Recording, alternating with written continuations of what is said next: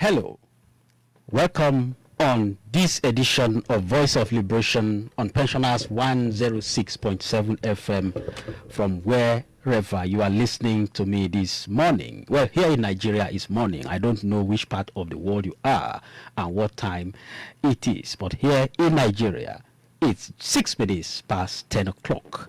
And I'd like to welcome you again on this first edition of Voice of Liberation in the year 2022. My name is Pius Nsabe, and I'm also good to go on the program this morning.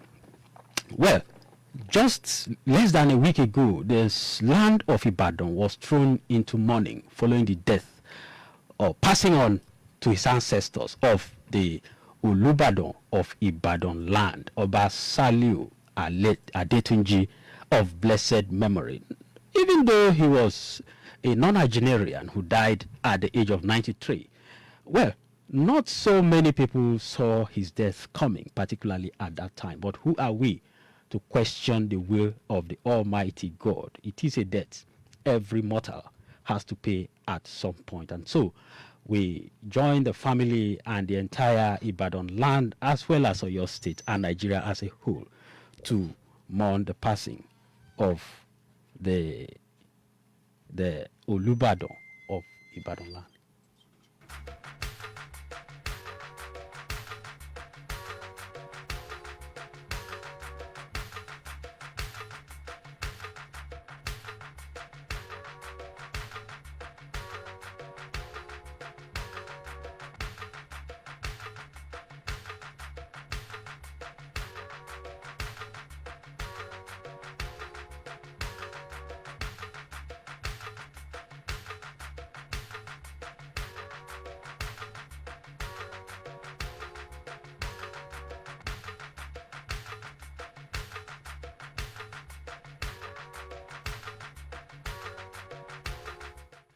But while we mourn the Olubadan, the traditional chieftaincies too of Ibadan land actually is fortunate not to live for so much vacuum. And so within this short period, we already have an Olubadan designate who, by the grace of God, will be stepping into the shoes of the late Olubadan. And so we wish the throne well.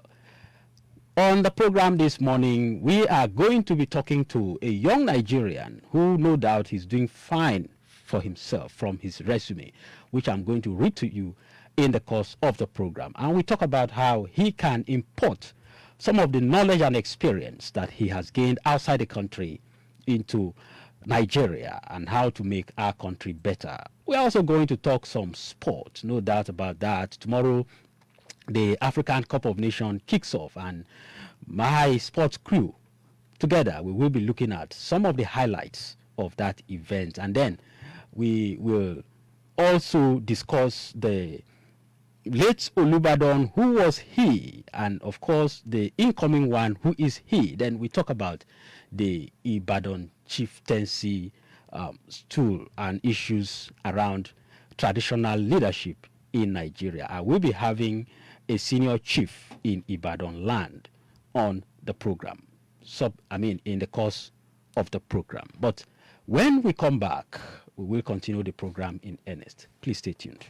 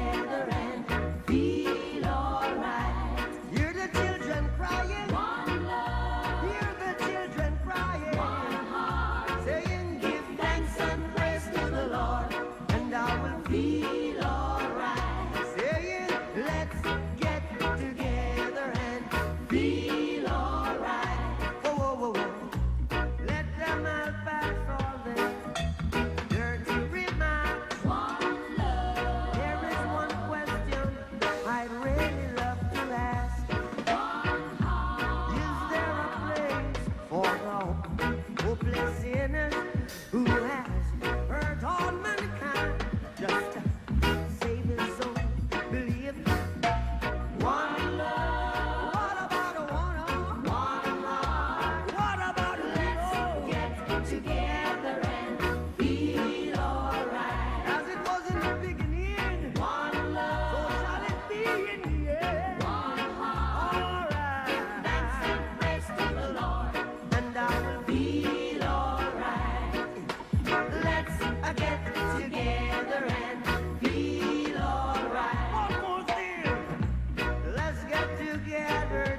fight is holy, I'm a Gideon. One love. So when the man comes, there will be no doom. One song. Have pity on those whose chances grow thin. There ain't no hiding place from the Father of creation. Yeah, yeah. One love. What about the one? One love. What about the let's get together and feel alright? I'm fleeing to mankind. One love. One heart. Give thanks and praise to the Lord, and I will feel alright. Let's get together and feel alright. Give thanks and praise to the Lord. Our business is to speak for the voiceless and demand better deals for the vulnerable. Stakeholders must be alive to their responsibilities to the people. If they are not, we will shout. 3, 2. The program is Voice of Liberation on Pensioners 106.7 FM at Barigo, Onireke, Ibadan, Oyo State, Nigeria. Have you learnt a voice today? Get ready, mama, prepare for your freedom. Freedom is coming tomorrow. Get ready, mama, prepare for your freedom. Freedom is coming tomorrow. Freedom is coming tomorrow. Let's now do a summary of our labor and pension stories for the week. The federal government said it is planning to downsize the civil service. Minister of Finance, Budget and National Planning, Mrs. Zainab Ahmed, explained that the downsizing is aimed at cutting costs of government's recurrent expenditure yearly. Ahmed disclosed that the federal government is working on exit package for workers that would be affected. In a statement, the minister said the government has set up a committee to review the collapse of agencies using the Stephen Orosanya report. In the meantime, the Nigeria Labour Congress (NLC) is rejecting plans by the federal government to increase taxes on non-alcoholic and carbonated drinks. NLC's position is contained in a statement by its president, Ayuba Waba, which was circulated to journalists in Abuja. The government had announced the increase in taxes as way of discouraging overconsumption of sugar, checking obesity, and also generating more money to fund the 2022 budget. But the union believes implementing increased taxes on non-alcoholic and carbonated drinks, which is one of the provisions in the 2021 Financial Act, will impose more hardship on citizens. Meanwhile, the Nigerian Navy alerted the public to be wary of fraudulent websites currently claiming to offer recruitment opportunities for unsuspecting applicants using or wishing to join the force. A statement by the Director of Naval Information, Commodore Suleiman Dahu, said the attention of the Nigerian Navy had been drawn to the existence of a fraudulent website offering unsuspecting members of the public recruitment opportunities in the ongoing Nigerian Navy Basic Training School Batch 33 recruitment exercise. It urged the public to ignore fake websites and only link up with the authorized Nigerian Navy website for such exercise. Meanwhile, National Assembly workers under the aegis of Parliamentary Staff Association of Nigeria, PASAN, threatened to embark on strike from Monday over the non-payment of their 8 months outstanding national minimum wage as well as 15 months compeculiar allowances. PASAN made this known after a joint congress held in Abuja. The workers, in a 2-page communique, accused the National Assembly management of breach in Memorandum of Understanding entered with the union on the 13th of April 2021 on the full implementation of the new National Minimum Wage Act 2019 and the revised conditions of service. Similarly, the National Association of Nigerian Nurses and Midwives said its members will begin a 3-day warning strike from Monday, the 10th of January. Chairman, Lagos State Council of the association, Mr. Olurotimi Awojide, made a disclosure at a news conference in Lagos. He said the warning strike was to protest poor remuneration and working conditions in the Lagos State health sector. And lastly, Chairman of the Nigeria Union of Pensioners, Oyo State Council, Chief Isiaka Abolade, lauded the management of Pensioners FM for raising the bar of journalism in a manner that suits modern day broadcasting. Chief Abolade made the submission while speaking with Pensioners FM. Speaking on the present administration in the state, Comrade Abolade enjoined people of the state to continually intensify prayers for the government in order to move the state to enviable heights. He enjoined all pensioners in the state to remain calm as Governor Seyi Makinde is doing all that is within his purview to ensure that no pensioner is deprived of his or her entitlements. We will be back shortly and then we continue with the program. Stay tuned.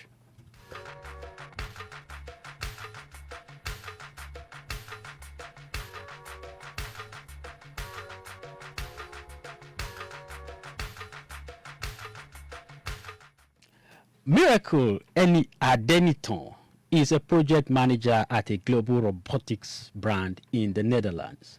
Previously, he worked with the Netherlands Institute of International Relations to strengthen the knowledge platforms network in making it more sustainable and increasingly focused on learning specifically that linked to the knowledge management fund.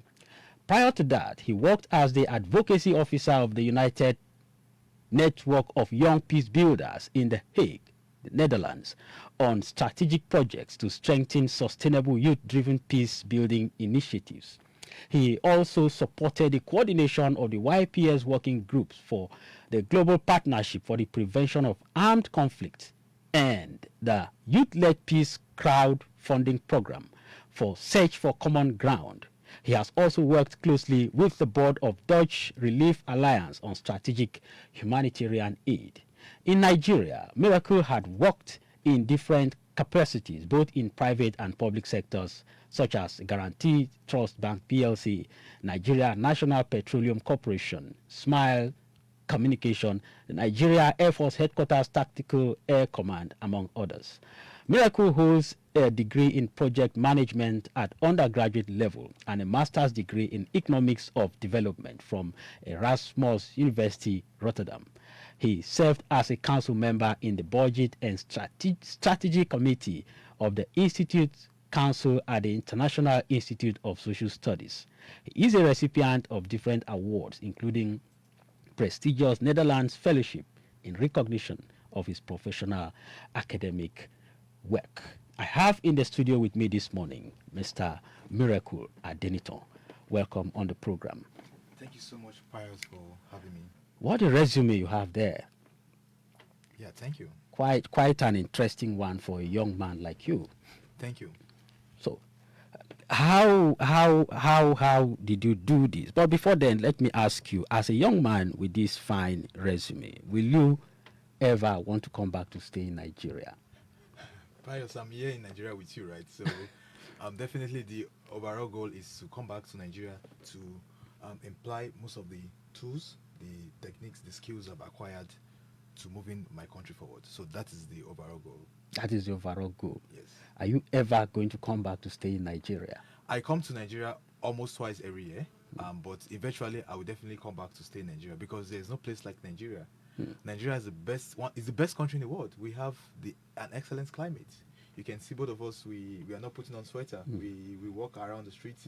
You can see the friendliness you have in Nigeria. These are the things that you don't have elsewhere. I know a lot of people want to relocate outside, but I'm telling you, in terms of living a very quality life, Nigeria is the best place in the world. Are you sure of that? I'm very sure about that. What are the quality life, or what are those things that give you the impression that in terms of living a quality life, Nigeria is one of the best places to live in? Yes, because if you look at Nigeria, let's take out the bad governance that we have in Nigeria. Let's look at it holistically. We are blessed. Nigeria is a country that God himself blessed. Whether you're a Muslim, you're a traditionalist, you're a Christian, I think you all agree to that. Look at our natural resources. We have most of the natural resources in the world. We have it here in Nigeria. Look at our climate. There's no winter, there's no this. We have the perfect climate. Look at the time. We know that by around 7 o'clock, the day break, around 7 o'clock in the evening, the dawn comes. Yes, but you know, in some countries, like for example the Netherlands, sometimes by 7 o'clock everywhere is still bright. Sometimes by By 7 in the evening, so in 7 the suppose morning, in the evening. everywhere is already bright. Sometimes 7 o'clock, 9 o'clock in the evening, everywhere is still bright. 10 o'clock in the evening, everywhere is still bright. And sometimes by 3 o'clock in the evening, in the afternoon, everywhere is dark, like night. So you can't easily predict. Yes, so there are different seasons and the rest. So and the weather is also something that you know, you have to wear like 3 clothes. Is like you are in freezing condition. So but of course, you know, there are different strokes for different folks. But for me, I think our weather is one of the perfect weather. That is why you see a lot of them. They like to go on vacation during summertime. So go to other countries Other so that they countries. can get sun and they can be tanned, right? Because they lack quality sun, which we get here for free. So Nigeria, it's very rich, but of course, when it comes to the inequalities we are having in Nigeria, the wealth being in the hand of some few people, and the poverty in the other hand. So these are some of the things that people look at. But I'm telling you, if we have good systems, we can make use of our potentials, our natural resources. I'm telling you so much. We have a lot of people coming to Nigeria to come and stay in Nigeria because Nigeria is the best, and I mean it. I'm glad you actually mean it. But a lot of people living in this country would say, probably you are saying this because you are not here to feel the heat, or you are not permanently here to feel the heat that some of the people are feeling. But there is no doubt that I have to agree with you that Nigeria is a blessed country, except, of course, for management issues which we have in the country. But like I said, despite all these things that you have said, a lot of young Nigerians, if they have the opportunity, if they have the slightest opportunity today, they want to run out of this country, including to the Netherlands, where you say we have to put on 3 different clothes before we can survive the weather. Yes, definitely. So are you for going out or staying in? Yeah, definitely, I will tell a youth person, a young person, even an elderly person, if you have the opportunity, why not? It's good to have a view of the other side of the world, to see for yourself, right? Traveling is part of education. You are educated about the way people live, their way of thinking, their culture and everything. That alone is education in itself. But apart from that also, it also gives you a different perspective about life, right? When you start seeing people that are not smarter than you, that are not wiser than you, they're not intelligent than you, but you start seeing them, they are able to put into place systems that works properly.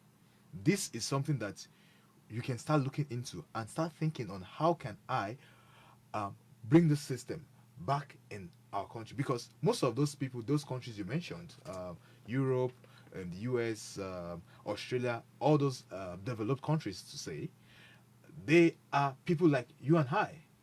In fact, you are smarter than a lot of them, right? But the thing is that they are able to put into place proper system, and that is what make their country better. Of course, we also have that they developed ahead of us, and there were some the theoretical models that they used to make sure that they keep that system in place.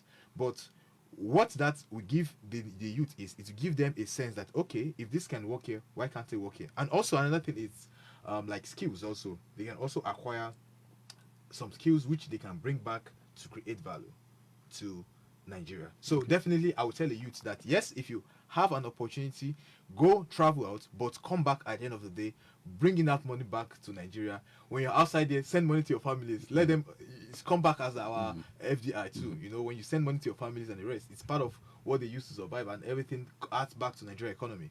But when you're there, come back at the end of the day, and let us all collectively apply the wealth of knowledge, experience that we have to develop our country. China, for example, China is a country that we all look up to. Nigeria now, we go to China to get loan from China. How was China developed?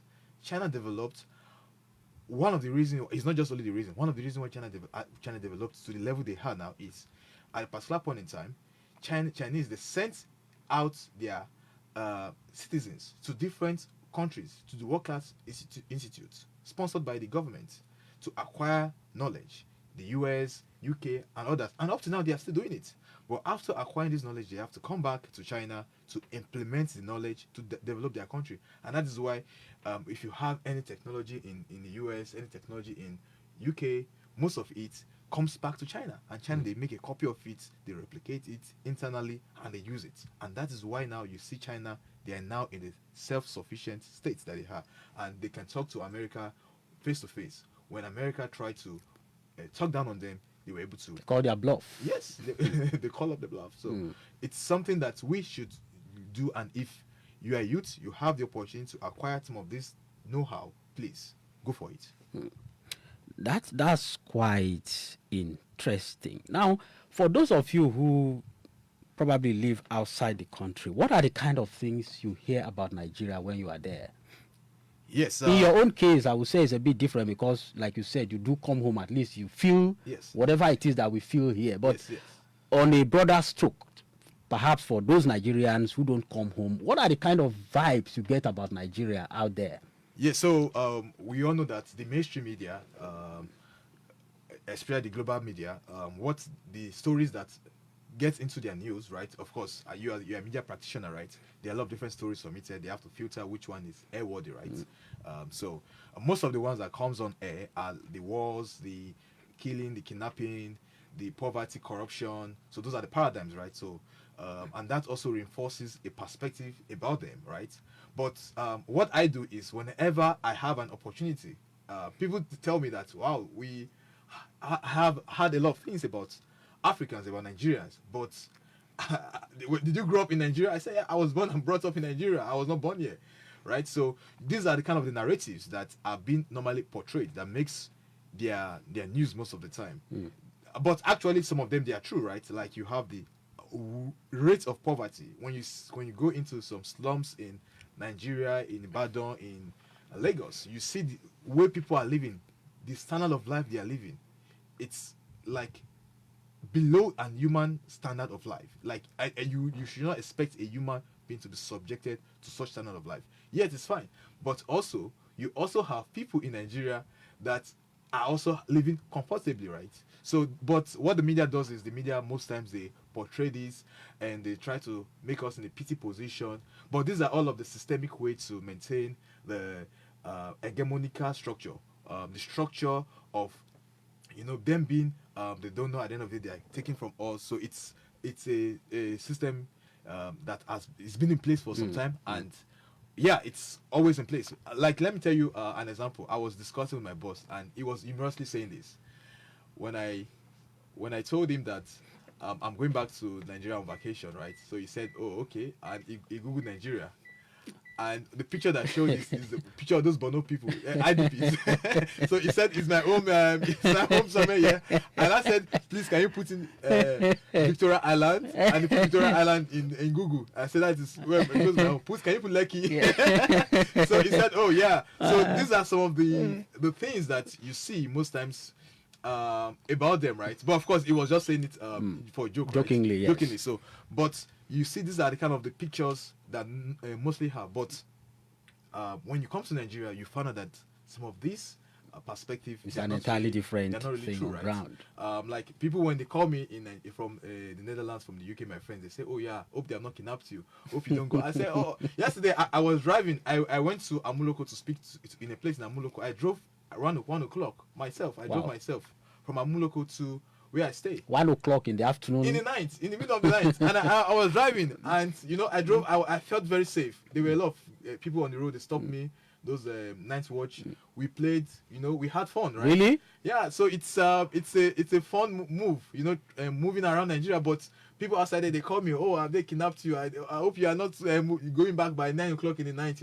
Don't move out. All those things." But actually, most of the stuffs there, they are being, will I say, exaggerated by the media. okay. I think it's time that our own media also, we try to see how we can get the word. And that's why I love what Pensioners FM is doing now. You have different online platforms. I hear that now that this program is on Facebook. It's live as we speak. Yes, on You Facebook. can watch So- us from any part of the world. Yeah, so these are some of the ways that... So when you get we back can- to Netherlands, always make sure you tune in. Yes, definitely. I will tune in because I love the program. So these are some of the ways that we can also use to send our own narratives. They don't have to tell us about us. Our own story. Our own story. We have to start telling our own stories, and we are the best person to say our story. That's why I decided to have you on this program today, and I'm glad that you are saying very positive things about Nigeria, because obviously most times even what the international media uses still comes from what we, the local media, send out. Yes. We also have this tendency to paint our country even darker than it actually is. But,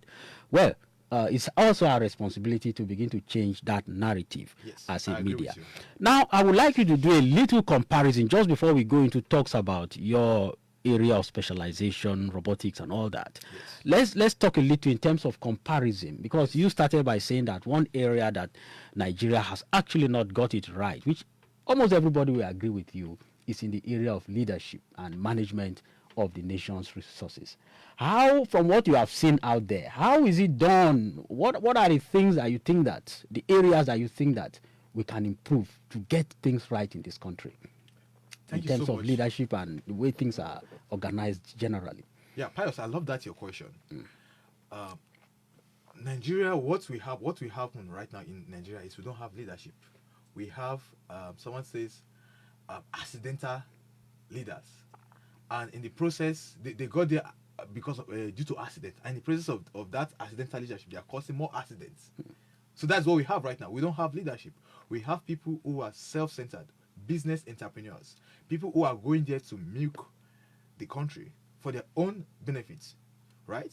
So right now, if in a one word, assuming I'm in an elevator and you ask me the same question, 1 minute, can you tell me what can we do? I will say let us have our own system of governance. The system of governance we are having is a corporate system. Now we have culture. There's a culture in Nigeria. We are cultural people. It's not the way I relate with in Nigeria. If you are older than me, I'm not supposed to relate with you like I relate with someone that's younger than me, right? We have this cultural way of life Of relating of and in relating doing with everything. people. Yes, yes. So we have respect. So despite the fact, even if we are working in the same organization, even if I am your boss, I will still have to give you respect, right? If I'm addressing you, I still have to give respect, because these are part of our culture, and that is what makes we to be very happy people. We are very happy people. We respect ourselves. So we have our own cultural dynamics. But what we now have is we want to copy a model, a colonialistic model of governance, which we call democracy. And that is the means we are using to elect our leaders, right? Democracy is very good. I love the democratic system. But apart from democratic system, there are also other systems which we ourselves we have, and we have effective governance. We can develop. We can develop our effective governance. For example, look at the traditional means. I'm not totally saying that this is something that we should use, but look at the traditional means of governance. This was what they used in the days before the colonial masters came to destabilize our country. For example, the Benin Empire, before the punitive expedition by the British in the Benin Empire. They were one of the strongest formidable force before those guys that came in and they broke those systems, and they were able to maintain structure, development. They had a strong war, and they themselves they found it difficult to penetrate then, but they systematically destroyed those system of governance that we have. So what should we do? Yes, we cannot go back to the Stone Ages, but what we should do is that we should now start thinking, what is our own means of governance that we select? Now we know that this election every 4 years, it doesn't work for us, because every 4 years someone will come in, we spend money, there's machine policies, people are poor. You know, when you give someone 5,000 naira now and the person has not fed themselves, there's a very strong high temptation, you know, due to his educational level and the rest, for him to make a rational decision based on policy issues, because he cannot really judge what is right or wrong. Some of those people, right? So we now have to start looking inwards. People have different suggestions. You know, let's go back to the previous regional framework that we had. You know, an independence at independence level. But we as Nigerians, we need to sit down again, and I think that was what President Goodluck Jonathan wanted to achieve in 2014. Yes, right? we had the confab. When you had a confab, we need to sit down again. Let's look peculiarly at our own situation. Which system of governance, of selecting, removing our leader, that is peculiar to us and that is appropriate for us?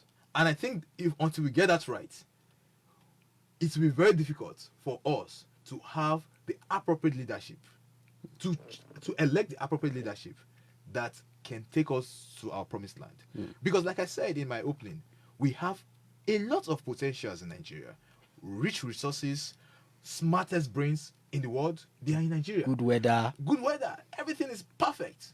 nice people, friendly people that loves you, that cares for you, that wants your well-being. We have them in Nigeria, but we just need someone, a good manager that can manage all these people, harness their potentials together. And I will tell you, if we have that, Nigeria will be a force to reckon globally, because we have everything in our favor. We have the numbers, we have the strategic position in Africa. Well, tell us briefly, for perhaps a young man out there listening to us now, how did the journey begin for you? Yeah, for me, I started up like every young Nigerians out there. I started up very poor, from a very poor background. In fact, the word poor is understatement. But I have only one thing: a vision and a determination to make an impact in my generation. So that was my guiding factor. A lot of people, when I speak now, they say, "Oh, this guy is very smart." In fact, most of my listeners listen to me, they are smarter than me, because I did WAEC about 7 times.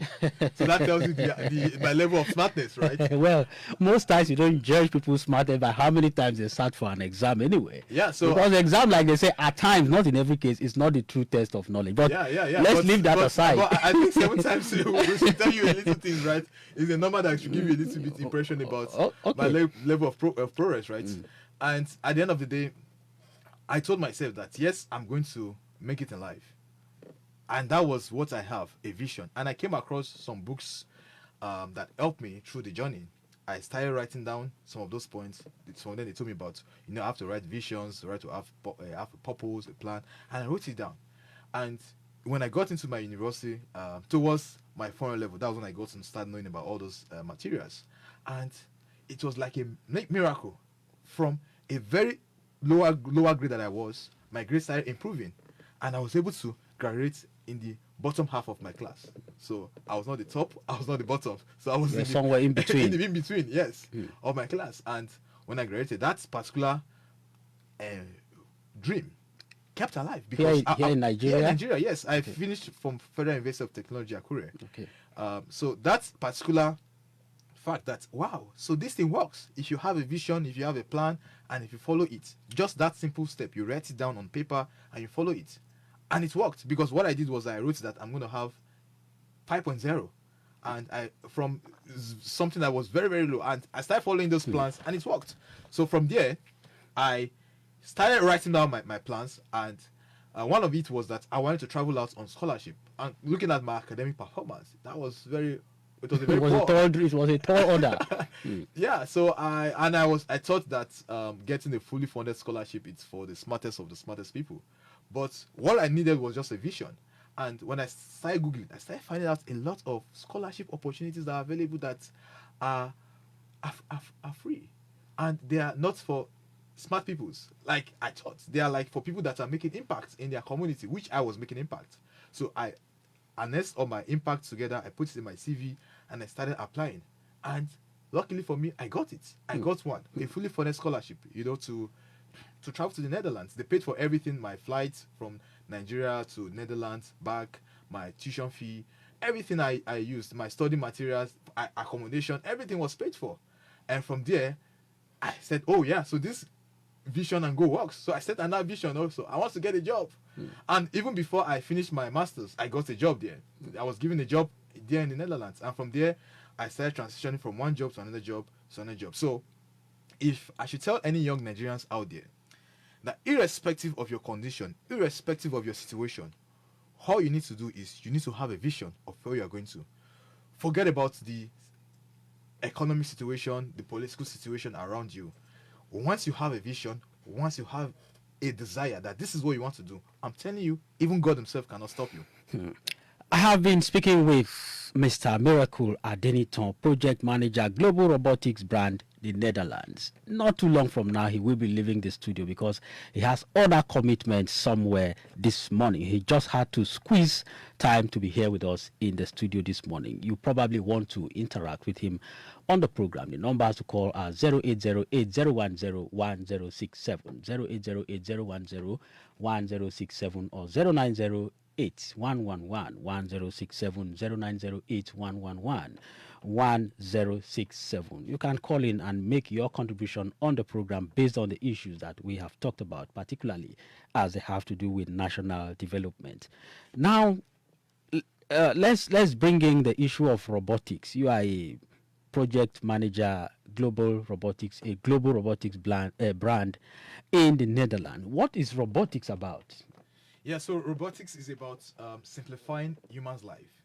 It's basically people think we use it to replace people's job. We take people's job away. No, robotics creates a new set of jobs. Right? It's called, like in Joseph's computer's word, creative disruption. Right? So that is robotics. So basically, what I do is I try to automate processes that are manual. For example, one of our robots is a cleaning robot that cleans the floor. Right? So people says, "Oh yeah, you're taking away the jobs of the cleaners." I say no. Everybody wants to save the world, but nobody wants to clean the floor. Do you want to be a cleaner? I ask the person, "Do you want to be a cleaner?" No. So what we are doing is we are upgrading the status of a cleaner to a robot operator, because this robot needs someone to operate it, needs someone to deliver it, needs someone to maintain it, service it. So the cleaner will probably do the operations. Yes, it's just like for example, in your streets now. Normally, if you are driving, you have a traffic warder in the streets, in the rain, in the sun, controlling traffic left and right. And now you put a traffic light there. So how we say, "Oh yeah, you are taking away the job of the traffic warder." No, there's somebody that will install that traffic light, that we monitor it remotely, right? So that we also maintain it. So these are some of the things that we try to do. So those jobs that are redundant, that that are not very befitting. So that's what we try to operate. And what I found out is that there, apart from robotics alone, in the IT sphere, globally, in the Netherlands, in Europe, in US, other countries, right now, because they now know that the paradigm of the 21st century is innovation, digitization, and also uniqueness, right? So these are the paradigms of the 21st centuries. People are now innovating things. They are seeing faster, better, cost-saving ways of achieving things. So this is one of the sphere that most people are now very interested in, and there are a lot of potentials there. And I'm also telling youths too, if you have any of those ideas, right, how to innovate, start looking out. Don't just limit yourself within Nigeria.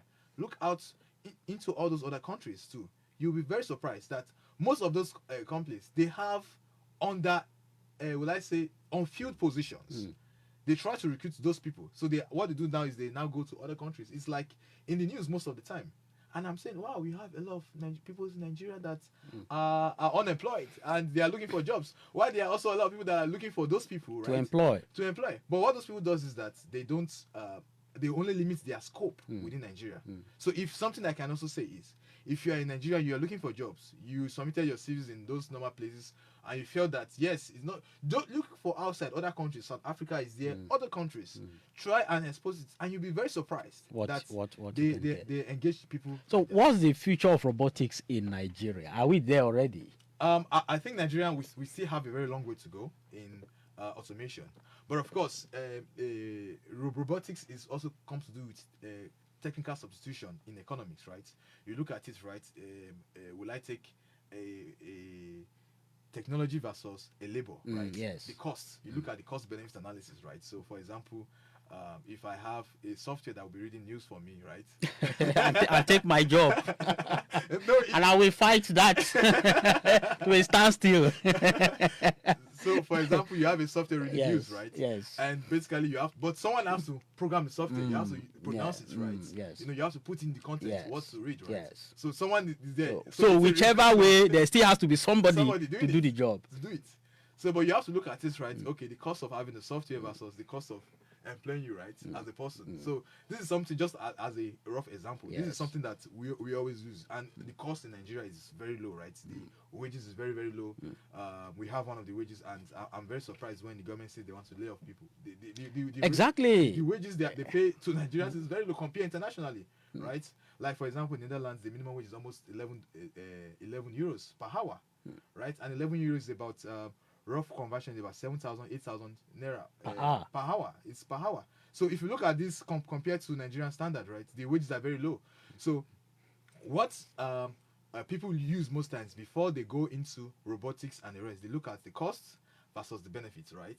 and they look at the technical substitution. So if they rather get a cleaner for pay the person like let's say 15,000 naira, and they pay robots to clean let's say 400,000 naira every month, then you say no, I'd rather go for a cleaner. So because of the cost of the labor cost in Nigeria is very low, so that is why Nigeria is still not very ready for robotics. But we have a lot of experts in Nigeria. You see a lot of innovations when you go on YouTube. You see a lot of things that people are producing, and you say, "Wow, Nigerians, they have a lot of genius." But what we also have is we also have brain drain, right? So what happened is that all these experts also they are also taken away from Nigeria. From us. Well, So these are some of that's the why we are happy aspects. when we have people like you who still come back home at least to do one or two things to improve the country. And that takes me to perhaps the last issue we need to talk about just before I let go of you, because Yes. you told me you are pressed for time. Yes.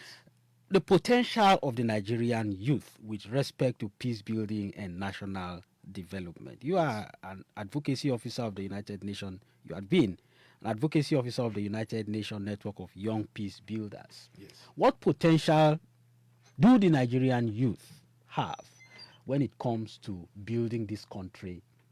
You know, if you look at one of the trends now is the issue of insecurity, the issue of conflict here and there.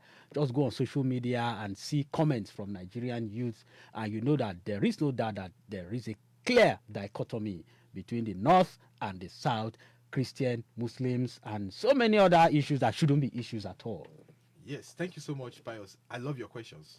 Now, what are the roles? First of all, I would like to say that the division between the North, the Yoruba, Hausa, Igbos, these are all part of the framework that the colonial masters brought into play for them to maintain hegemony, to maintain dominance over Nigeria.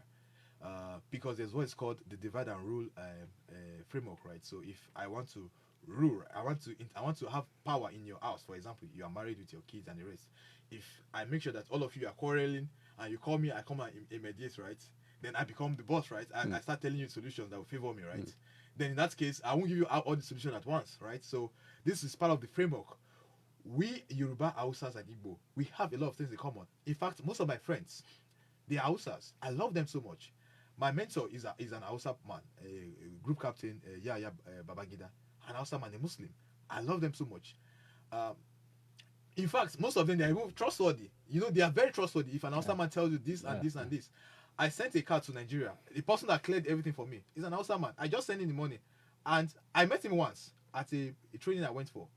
And I gave him the money. I trusted him so much. And I knew he did it very well. He delivered it on time.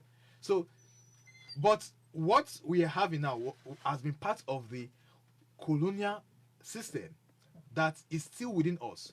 And we still keep seeing an Hausa person, an Igbo person, as you know, trying to be smarting you, and Hausa person trying to dominate you. So these are part of the system, which I think as Nigerians we have to reorient ourselves. We have to sit down together and see how can we get past some of these things of the past.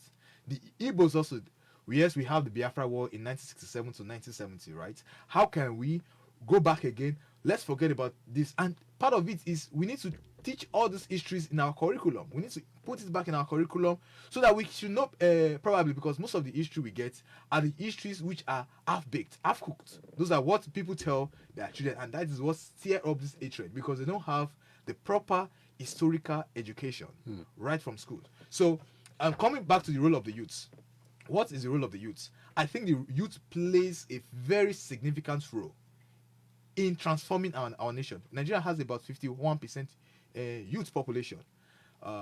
If you look at it, 35 to 0, right? We have a very strong youth population in Nigeria that if the youths come together and we say that we want to transform our country, we can do it. For example, look at the NSAS.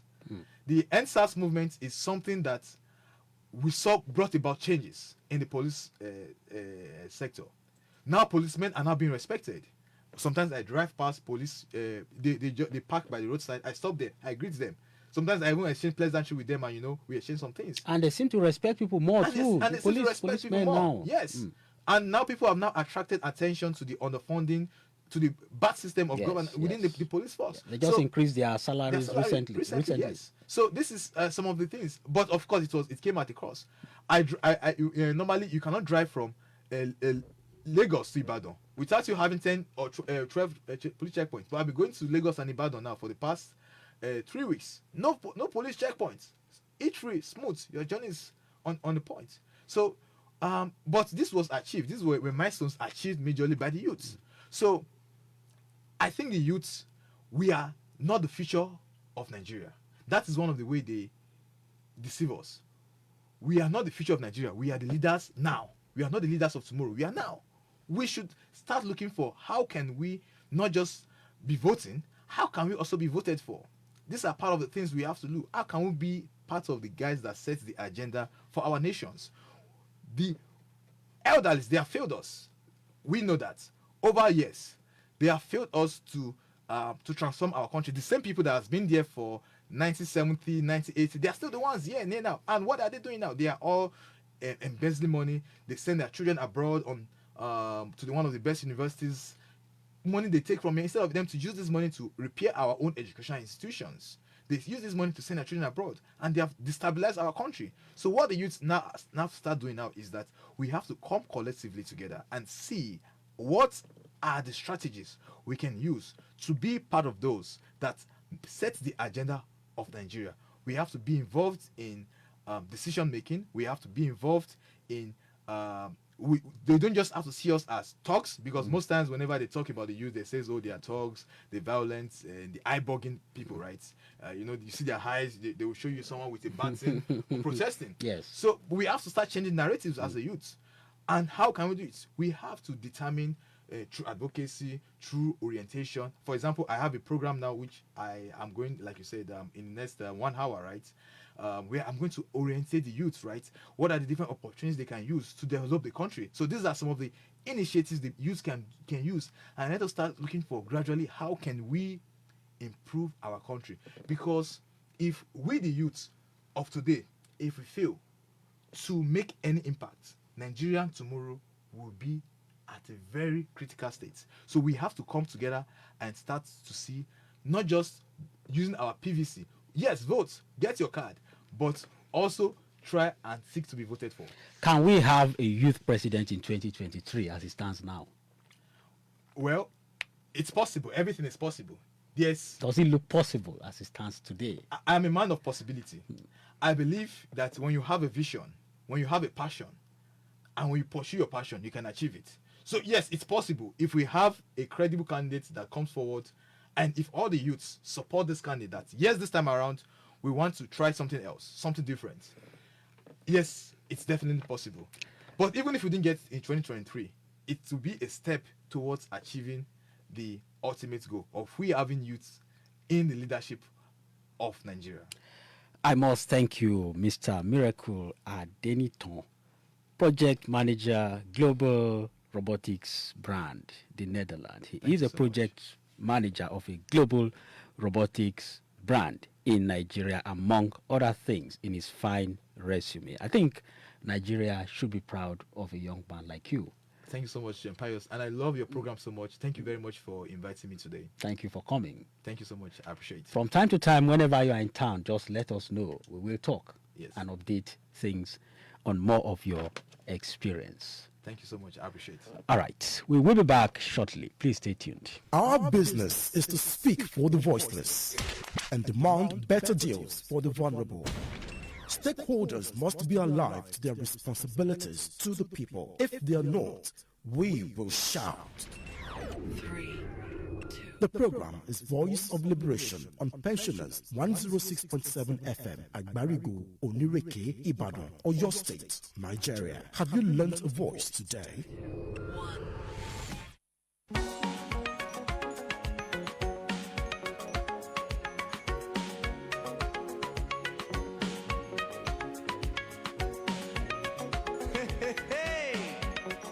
My friend, time down money. Make you not play with your work, yeah.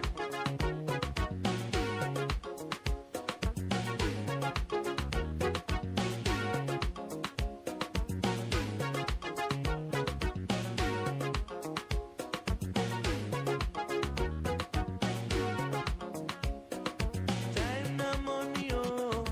Time na money. Time na money, oh.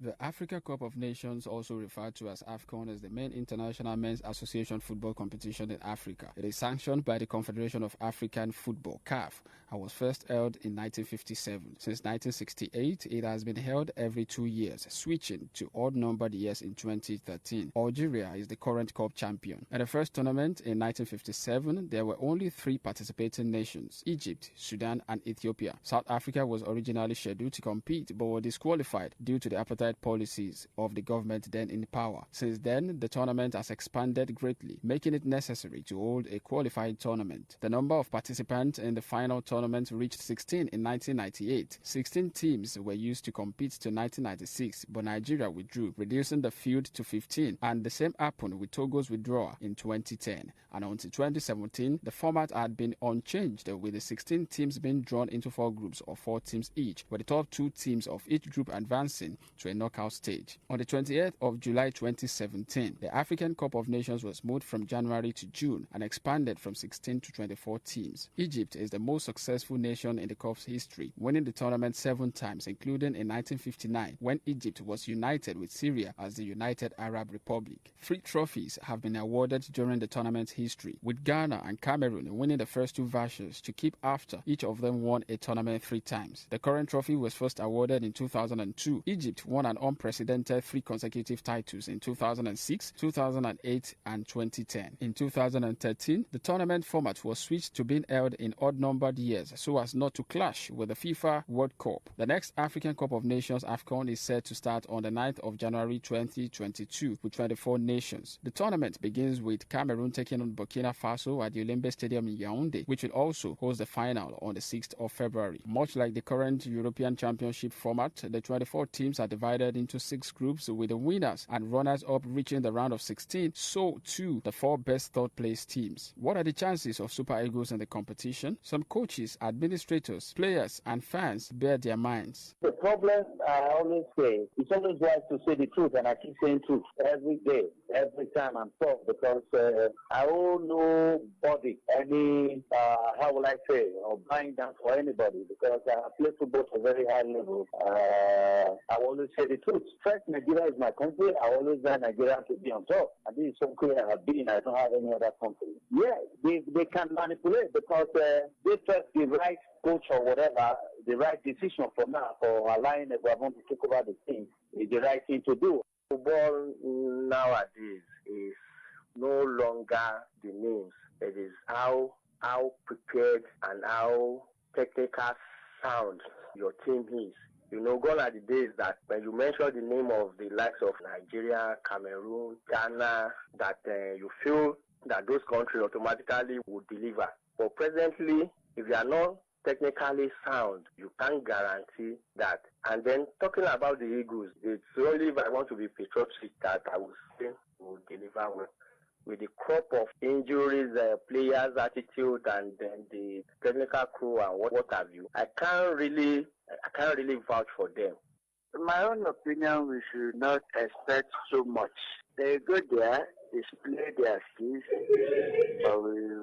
but it's better for us not to over-exaggerate them. Super Eagles have won the competition thrice in 1980, 1994, and 2013. Freedom is coming tomorrow. Get ready, mama, prepare for your freedom. Freedom is coming tomorrow. Get ready, mama, prepare for your freedom. Freedom is coming tomorrow. Freedom is coming tomorrow.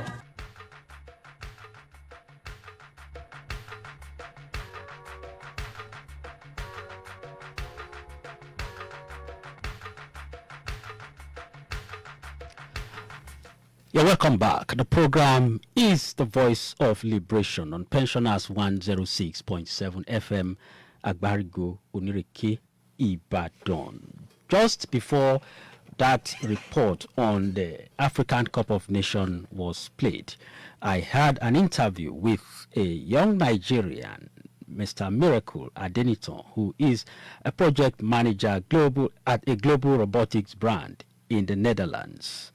Of course, we talked about how Nigeria could be developed from the potential that the country had. And like I told you at the beginning of this program, tomorrow the African Cup of Nations, AFCON, will kick off in Cameroon. And I already have our in-house sports crew with me in the studio this morning. One man who had been at the other side of dishing out the questions will be sitting at the side of answering the question this morning when it comes to sports. And I'm talking about Mr. Versatility here, Idris Abiola. Idris, welcome on Voice of Liberation. Yes, good morning to you, Pius. It's nice to be here. It's my debut on Voice of Liberation. I like that. These are sport language debut. Talking about that, this is not going to be Omoni Yala, this debut on Voice of Liberation. He's been here at some point, perhaps on different issues. Yes. Omoni, welcome too. I've always been around. Yes. Good morning to you, Mr. Pius, and good morning, Idris Abiola. I'm glad to be here. Yes.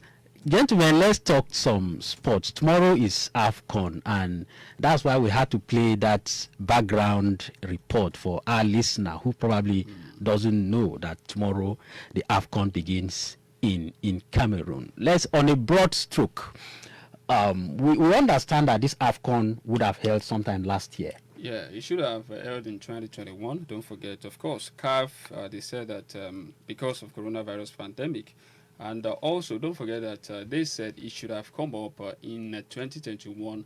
That was in June, July. So they had to, bring it forward to February, January 2021 as a result of unfavorable climatic conditions in Cameroon. But later they looked at everything and they saw that the negative impact of the coronavirus pandemic on everything, not only sport, across board in the world, was causing major havoc. So they had to postpone it to January 2022, and that is why we're having the 33rd edition of the AFCON now, which is going to kick off in Cameroon tomorrow. So we're talking about the preparation. I think that we're not going to see fireworks. We're not going to have crackers, because if you look at if you can go to the history, a lot of things have actually marred the preparation of all the teams that will be participating in this edition of AFCON. Don't forget, apart from coronavirus pandemic, players in the EPL, players playing their trades abroad in these European leagues have always been questioned about the fact that are they willing to honor the national call-ups? And you want to say this is one question that should not have been asked. I mean, nobody dares to even ask these European players if they are willing or not to play for their their countries when it's the Euros, when it's time for the Euros. And you want to say that, are they trying to disrespect the AFCON? Yes, it all started when Jurgen Klopp, the manager of Liverpool, was saying, he was using derogatory words on the AFCON, saying that there's going to be, in one of his pressers, he said that there's going to be, and I understand that there's going to be a mini tournament in Africa in 2022. That language was very derogatory. So it shouldn't have come out from Jurgen Klopp himself. Yes. And again, I remember that pundits like Ian Wright, the ex-Arsenal player, he said that AFCON should be respected. Also, Patrice Vieira, the manager of Watford FC in England, also said it that, look, we have to give more respect to the AFCON tournament. AFCON is parading players that are of great importance to their clubs in Europe. You remember, we have Sadio Mane of Liverpool, who is in Cameroon as I speak. We also have Mohamed Salah of Liverpool in Cameroon as I speak. A lot of African players who are doing extremely well for their clubs in Europe are going to be gracing this 33rd edition of AFCON in Cameroon. So it's really pathetic to hear or to listen to journalists abroad saying or asking African players if they are willing or not to play for their own countries in tournament in AFCON. So, but luckily the African players did not disappoint at all, because not so far so good. The big names, the big African names we have abroad, none of them decided to stay back, despite none of them. But there are questions surrounding whether or not Dennis Emmanuel of Nigeria was ready to honor the national call-up. Though Watford told us that the invite came late. It came too late for them, so that was why they have decided to hold on to Emmanuel Dennis. And remember, he's not part of the contingent to Cameroon.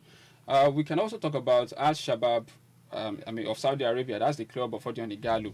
Okay. They have decided to hold on to Igalo to not allow him to come and feature for Nigeria and Cameroon. They said that he has a contract, though I think that's an unconfirmed report. They said that there is a clause in Odion Igalo's contract that he signed with them that will not allow him to feature in an international tournament. So we don't know how true that report is. So we are not going to be having Johnny Gallo No, in this Johnny tournament. Gallo is not going to be playing for Nigeria and Cameroon. If Alade, if we don't have somebody like Odion Igalo, whom for some time, I think at some point retired from the national team, and then Garadro had to make efforts to bring him back, and we were happy that at least we have him back. And all of a sudden we are hearing that he's not going to be featuring in AFCON for Nigeria, and then we are not going to be having Victor Osimhen and due to injury and COVID-19 and all those kind of things. Alade, what is there for Nigeria as it is today, as far as the AFCON is concerned? I think the Super Eagles can still perform up to expectation. When you look at their camp now, they still have very good players. You could talk about the likes of Enrique Yekuru, Alex Iwobi of Everton, and also Kelechi Iheanacho that plays at Leicester City in the United Kingdom. But one major thing, it does depends on how well the coach is going to utilize what he has. When you look at big countries in Africa, also they can only boast of having one star player, one big man. Then the rest of the players, they are just average players. So we can also say the same thing about the Super Eagles. And these big countries, they do well whenever they come to AFCON. When you look at the Egyptians, generally, they can only boast of Mohamed Salah and maybe one of their midfielders, Mohamed Elneny. These are the two big players they have in their camp. And they do very well, exceptionally well in AFCON tournament. So for me, I think Super Eagles also, when they utilize what they have with them, when they use the players appropriately, when they use them where they are supposed to put them, the right positions and the right tactics is used by the coach. Definitely, we should be able to get something. We cannot just write Super Eagles out. If you listen to some of the analysts there in that report, some of the analysts that our correspondent Bill Mishola spoke with, they all practically ruled out the possibility of Nigeria making a headway in that tournament. Yes, they should. And I want to toe their line too. Now, you asked me that why. Now, the question is, how well have we prepared ahead of this tournament? Remember, 2 weeks to the AFCON, the NFF decided to part ways with the Franco-German boss, Yes. And they said that Augustin Iguava should be acting in an interim capacity. So, if you look at that, you want to say that, the time frame, just look at the time frame between then and when the AFCON will start, which is tomorrow. So, what is the time for the coach to even prepare his boys to have one-on-one interaction with them, tell them about his philosophy, his tactics, to integrate the players into the team? So it's a serious problem. But then, the Eagles have not even played a substantive friendly game. Remember, they played a game last night against Cotton Sport of Cameroon. That was just a practice match, the test game, not really. Not really a friendly game to prepare them for the AFCON. AFCON is a very big tournament, no doubt. So, and a lot of things, like we're not going to have Victor Osimhen, we're not going to have Odion Igalo, who was the highest goal scorer in the last edition of the AFCON with 5 goals. Osimhen also scored, plenty of goals in the qualifiers for the man is now banking on Kelechi Wakali and some of these people. Kelechi Wakali is a midfielder. The man has been struggling in Huesca in Spain, second division in Spain, for that matter. So I'm not sure he's going to be a starter for the Super Eagles in this. Is Awoniyi there? Awoniyi is there. Yes, he led the line yesterday against Cotton Sport, and he didn't score because both goals that were scored yesterday were scored by Musa and Samuel Chukwueze of Villarreal in Spain. So I think it's been difficult, but like Niyi said earlier, we shouldn't rule out, and we cannot even rule out the Super Eagles. Let's talk about the coaching factor here, Omoni Iguavoin. We all know his history, but when he was a player, a very good player at that, I think he was a defender, and then he became Nigeria's coach. I think he also won bronze with Nigeria 2006. At some point. But as it is today, Omoni, if you look at the fact that one of the things Idris said, just days to the AFCON, you sacked a man who had been there for close to 5 years, and then you just brought in somebody else after the country had already qualified. I mean, shouldn't the NFF have just left Raw to continue with this team perhaps until after the AFCON? Then if you want to bring in somebody, which you have brought already, and then you bring. And you also look at, you brought in Iguavon in less than, even before they go into AFCON, you have employed a foreign coach while Iguavon is still there. Don't these things have psychological, or aren't they going to all affect the team?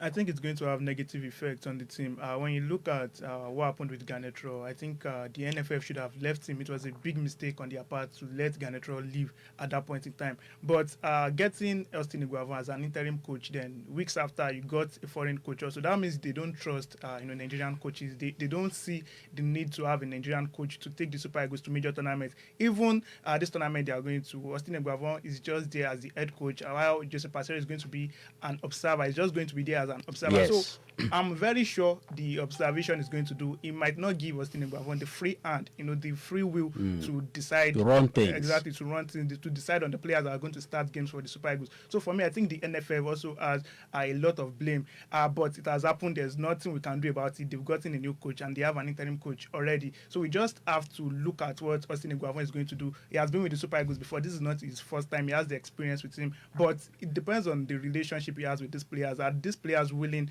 to work with him? And when you look at the players, with the squad Garnetro already prepared for the Super Eagles, most of them, they were unable to play the AFCON. When you talk about Victor Osimhen and Odion Igalo, they were unable to come.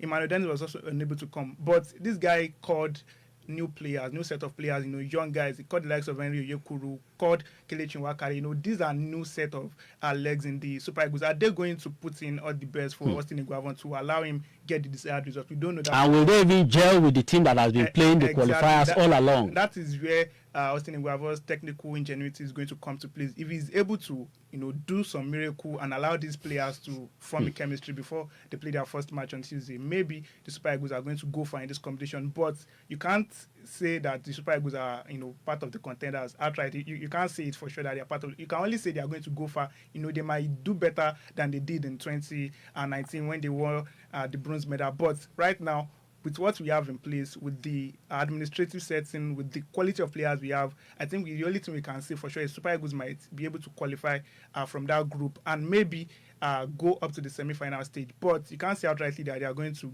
get the AFCON this year with what we have in place. So if the coach is able to do a miracle, then we should hope for something better. But if he's not able to do the miracle, maybe by Tuesday we get to see the starting of the fall of the Super Eagles in the AFCON.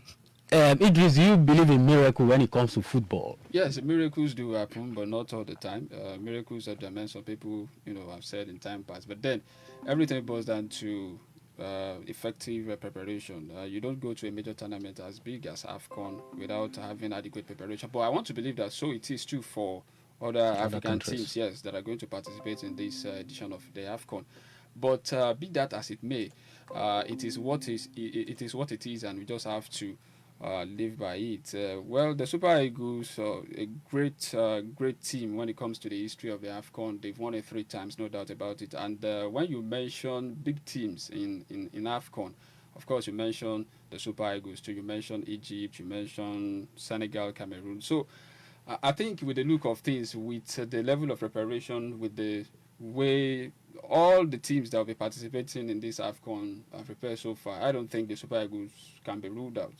Yeah, we cannot rule out the Super Eagles. We still have players who can do it. Remember, we talk about effective, not even Taiwo Awoniyi now. If you're going for a major tournament as big as this, you have to prepare well. But then you look at the qualities of some individual players that you have. Now we have some big countries in Africa, big quote and unquote, as far as African football is concerned. And you have the likes of Cameroon, you have the likes of Ivory Coast, Algeria, you have Algeria, Nigeria, the Egypt. These are big names when it comes to African football in the past. But when you look at these teams today, are they really still big? Take Cameroon, for example.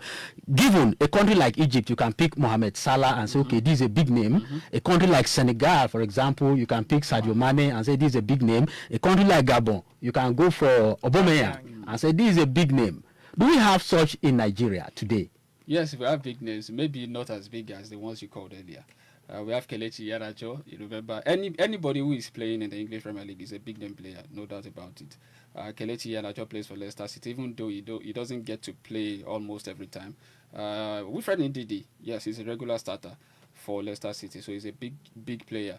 We have Joe Aribo. He plays for Rangers in Scotland, so also a big. No, we are talking of goal scorers here, goal poachers, people who can score even with their back.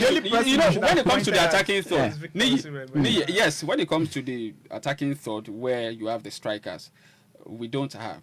To be sincere with you, we only have Victor Osimhen. He plays for Napoli, and no doubt Napoli is a very big team in Europe, but we are not having him on board now. So sad for the Super Eagles. Alade, what of a country like Cameroon? Who can you pick as a standout player? Because Cameroon had been a big name in the past when we talk about the likes of Samuel Eto'o, Patrick Mboma, you know, a lot of big names, you know, Oman Big in the past. Rigobert Song, who was their captain for a very long time. You know, which one can we pick in Cameroon today, the host country, and say this is a standout player? I don't know of any. I don't know of any. Abubakar, you can pick Vincent Abubakar. Choupo-Moting is also there. Yeah, Eric. These are not big. These are not big names in football. Choupo-Moting is playing for Paris Saint-Germain in France, and I remember Carl Tombi. What's his name? Playing for Bayern Munich. Yeah, he plays for Bayern Munich. Okay, he moved from PSG to Bayern Munich. That's for Eric Choupo-Moting. Then you have Carl Etongo or something. He's another great striker. He plays for Cameroon too. Of course, Chelsea goalkeeper, he plays for Senegal. Yes. So I think, yes, Cameroon I think they are falling down the pecking order in terms of how teams, perform in Africa. And maybe the thing just changed. Yeah, you never can tell. Let's look at the teams, and then I'd like you guys to tell me which one here you could say to be the group of death. Let's look at the groups. For instance, in Group A, we have Burkina Faso, we have Cape Verde. It's a 24-team tournament. Mm-hmm. We have Cape Verde, we have Cameroon, the host country, and we have Ethiopia. In Group B, we have Guinea, we have Malawi, we have Senegal, and we have Zimbabwe. In Group C, we have Comoros, we have Gabon, we have Ghana, we have Morocco. In Group D, we have Egypt, Guinea-Bissau, Nigeria, Sudan. In Group E, we have Algeria, Ivory Coast, Equatorial Guinea, Sierra Leone. And in Group F, we have Gambia, Mali, Mauritania, and Tunisia. From these groups that we have, which one, let me start with Omoni, which one would you say is the group of death here? Is there a group of death here? You can't write, any country off. You can't say this country is not good. But when you look at the way they arrange everything, I think the group of death here is the one that actually, features Algeria, Ivory Coast, Equatorial Guinea, and Sierra Leone. When you look at Algeria and Ivory Coast, these are household names in. That's group. What is that? That's Group E. Yes, that's Group E. Okay. Yes, these are household names, and when you look at Sierra Leone, this side is one of the evolving side in Africa. Recently. Is this Sierra Leone that gave Nigeria a little headache, right? Yes, Nigeria was that gave us headache during. Yes. And they came back, to equalize, and it ended 4-goal apiece. So for me, I think this Group E, is a group of death. Algeria, no doubt about it, they are one of the contenders, the defending champion, and Ivory Coast also. They are going to pose a very big threat in AFCON this year. They have the quality, they have the experience, and when you look at Sierra Leone, also a team that is just trying to come into limelight. So they are not going to just come for fun. They want to make a statement in this competition. So I think you can say Group E. In my own opinion, Group E should be a group of death. Idris, do you agree? As much as I would have loved to agree with D, I also want to look at a Group D. That's the Super Eagles group. Of course, you are having Egypt, the Super Eagles of Nigeria, and Sudan in that group, and you want to say these are 3 AFCON winners. Egypt, Nigeria, Sudan. Yes. Yeah. The three of them have won the AFCON at one point or the other before. So if you look at that, and for Sudan, they are making, I think this is going to be their third, appearance as far as the competition is concerned. So if you look at that alone, you want to say maybe it's going to be tough for the Super Eagles because Egypt is there. Don't forget that they have the best finisher in their team now as we speak, Mohamed Salah. And you want to also question the fact that how competent is the Super Eagles defense. I mean, to handle somebody like Salah. And again, Sudan, just like Niki said earlier, one of the evolving sides in African football. They will also want to pose a threat to the Super Eagles and, of course, Egypt. So I think the only side that we can say that is a minor there is Guinea-Bissau. And well, as far as football is concerned, you can never say side is a minor. So I also want us to look at that group D. Group D for you. Group E for Alade. C is also a little bit competitive. When you look at C, okay. Ghana, Morocco, and Gabon. I think we should just leave Comoros out of it. But look at Gabon, Ghana, Morocco. They all have big players in their team. When you talk about Gabon, Perry, Emre Kabami, again, though he has COVID at the moment, but I think is he playing? No, he's not going to start the first 2 games. But he might play later if he qualify. But he's not self-isolating at the moment. Wow. But when you look at Ghana, Ghana is one of the greatest sides in Africa, and Morocco. I wanted to ask why Ghana. You say it's one of the greatest, because in terms of pedigree, again, Ghana had been in the past one of the big sides, but it's as if they are winning in influence too in African football. What are the big names in Ghana and even in Ivory Coast as we speak? Yes, Ghana has apart from those two brothers. Yes, Ghana has those two brothers. Ghana as a team has lost its spark as far as African football is concerned. I remember they were the first team to get to the quarterfinal of the FIFA World Cup in Africa. Senegal, used to be the best team before, because they were the first team to get to the second round of the FIFA World Cup in Korea, Japan 2002. After that, we saw Ghana, make that exploit. But, well, I think Ghana has got to improve on their game. Back then they used to have arrays of stars in the English Premier League, big name players playing in top divisions in Europe, but now they've just lost it. But they still have plenty of them playing in Europe. It's just that they are not playing in top teams in Europe, and that has contributed greatly to. They have a player at Leicester City, Daniel Amati. They have I think they have somebody in Man U, that guy in defender. They have one in Partey. Partey is in Arsenal. Partey is in Arsenal. Thomas Partey is an Arsenal player. Okay. So for Ghana, I don't think they are one of the big sides in Africa. What about Ivory Coast? Who is the big name there? There's no Drogba. You don't have the Kulu and all these guys that used to make waves. No more there. Of Crystal Palace, I think, is their biggest star now, and he's doing fantastically well in the English Premier League. He does it every now and then, every season in, season out. So Wilfred Zaha, one of the big names that we're going to, of course, see in this edition of the AFCON. So, but I'm not sure if Wilfred Zaha alone can do it. Ivory Coast, for me, has not been doing well as far as football is concerned in Africa.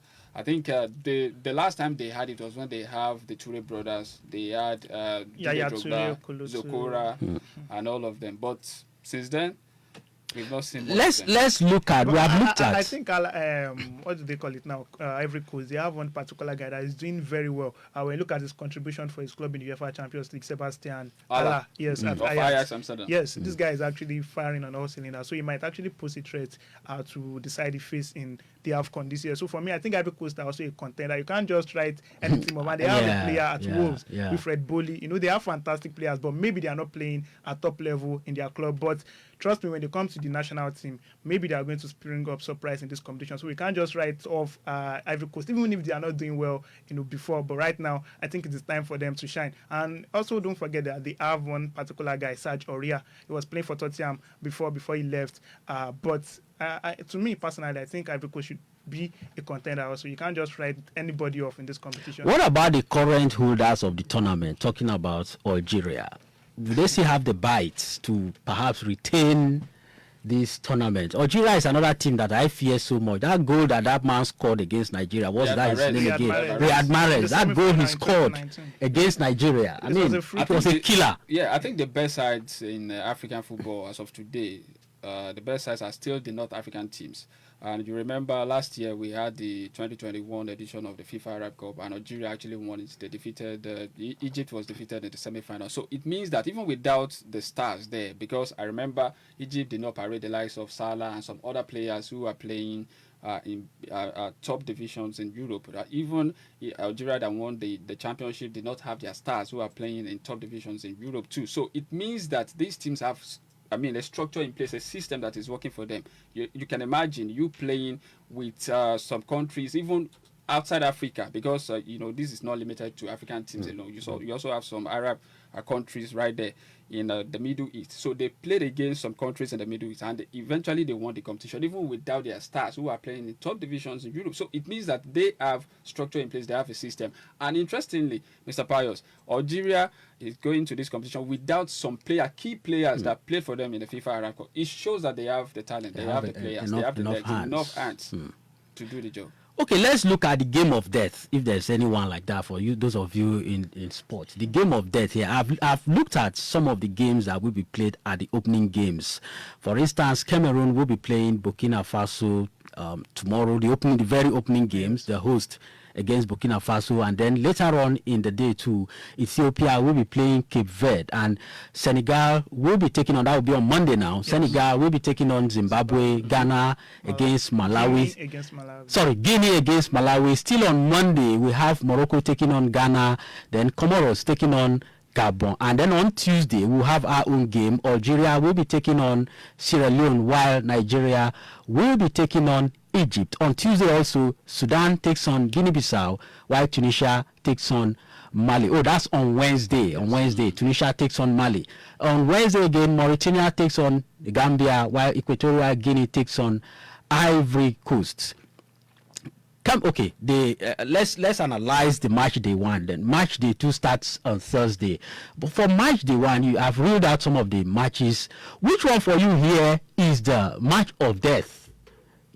Looking at it, I would think that these Egyptians that we want to see no more, we're definitely going to be seeing them again on Tuesday. And for me, that's the match of death. Omoni, what do you think? Yes, I think Nigeria, the Super Eagles versus the Pharaoh of Egypt should be the game of death that day. When you look at these two sides, they are also names in AFCON. Nigeria has won it 3 times. Egypt has won it several times. So for me, I think this should be the match of death. And when you also look at what Egypt has in their, the area of stars they have, and also look at the quality of players in Nigeria, and look at everything that has surrounded this competition, Nigeria are saying they want to defeat Egypt at all costs. Egypt are also saying they don't want Nigeria to win that game. So it's going to be an enticing one to watch and a very competitive one at that. So I think we should expect firecrackers, maybe not many goals, but I think it should be action-packed. We should see different skills, different players trying to showcase what they have in their pack. So for me, it's going to be an exciting watch, Nigeria versus Egypt. Another one we can also talk about that is going to be a competitive game or a game of death is Morocco taking on Ghana. When you look at Morocco is a side that comes from the north part of Africa, and Ghana from West Africa. Ghana are just trying to get themselves back in place, and look at the young players they have. It's a side that's comprised of young players and of course experienced players. And when you look at Morocco is an household name in AFCON, even if they don't get past the semi-final stage, but at least they make a statement in the group stage. So for me, I think Morocco and Ghana should also be. Although their outing in the last tournament was woeful in the group stage, they managed a draw in each of the games. I also want came out with about 3 points at the end of the group. Yeah, but Idris, just before we round off, what's your take on that? What we are talking about? Yes, I think Morocco has had the best preparation so far in this competition, because they are going to. In fact, they are in Cameroon with their own chef. They are in Cameroon with their own. They have personalized everything that pertains to them as far as this competition is concerned. They traveled to Cameroon with their own jets and everything like that. So they've had the best of preparation going into this tournament. I also believe that Egypt, Nigeria should be, in fact, the fixture of the tournament if care is not taken. But it's coming too soon. We should have this. I want to believe. Who will have the edge on Tuesday? Egypt, Nigeria. With the Mohamed Salah factor there. It's difficult. That is one man you cannot rule out. It's like a one-man squad. It's like Messi in a team. But don't forget that Salah will not have the Liverpool aura around but this, just like you rightly pointed out, these North Africans, you can't rule them out at any point in time. And the fact is, they've had a tournament, like a preparatory tournament for the AFCON for them. So that should work. Yeah, gentlemen, I must thank you so much for being on Voice of Liberation. A typical listener who perhaps is listening to Voice of Liberation for the first time will think it's a sports program. But hey, it's a current affairs program. We talk about everything possible. And tomorrow, the AFCON 2021 kicks off. That is why we are discussing the African Cup of Nations. I must say a very big thank you to Idris Abiola, our sports presenter. Thank you so for much, Mr. coming for having me. and Omoni Alade, our sports analyst. Thank you also Thank for you coming. for having me, sir. We'll be back shortly, and when we come back, I will be hosting the Ekefa Olubadan of Ibadan land, Uluye Lekon Alabi. Stay tuned.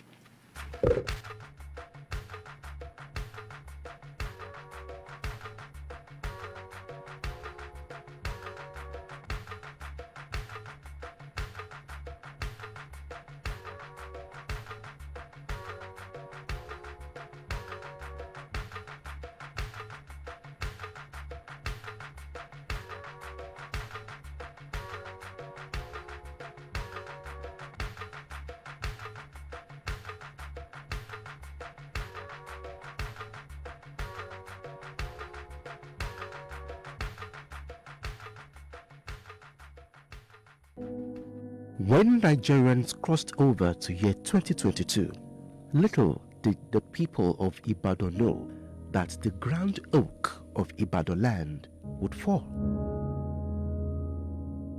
Olubadan of Ibadan land, Oba Saliu Akanmu Adetunji Aje Oguguniso I, has gone to the world beyond.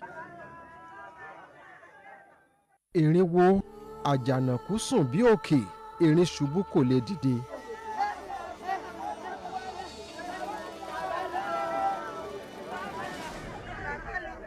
Ọba Saliu Àkànmú Adétúnjí Ajé Ògúngúnnísọ̀ Kínní Olúbàdàn tilẹ̀ Ìbàdàn ti darapọ̀ máwọn baba ńlá rẹ̀. Ìlú Ìbàdàn, ìpínlẹ̀ Ọ̀yọ́, gbogbo Nàìjíríà lápapọ̀, àmàkù ara fẹ́rakù. Àkùlédè ọba rẹ̀ tó lọ. Ọlọ́run lè jẹ́ dààmú kankan síbẹ̀. Wọ́n á tọrọ bẹ́ẹ̀ fún gbogbo ìlú Nàìjíríà lápapọ̀ kí Ọlọ́run lè ayé dààmú kankan.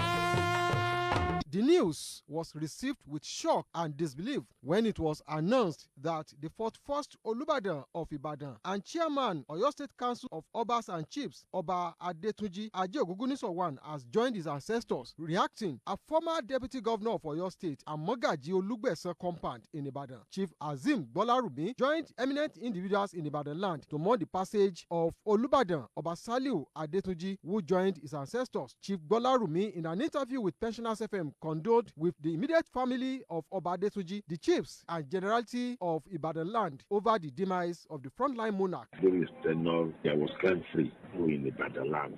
Very gentle a man, he was the father of the law and the bodies. I can remember quite vividly when, before he became the Olubadan of Ibadan, he was the only high chief that honored me that very day during my inauguration as Oba Ibadan. Describing the late Oba Adetunji as a game changer who used his wisdom and business experience to uplift the cultural and traditional institution of Olubadan, Chief Bolarumi prayed God to give his family and generality of Ibadan people fortitude to bear the great loss. Bale Oluyole area of Ibadan, who is also an ace broadcaster, Chief Yemi Ogunyemi, paid glowing tribute to the departed monarch, who he described as true Ibadan warlord. Oba Adetunji is a man that came at a very turbulent time. He was a very strong Ibadan person. He lived up to expectation that Ibadan are warriors.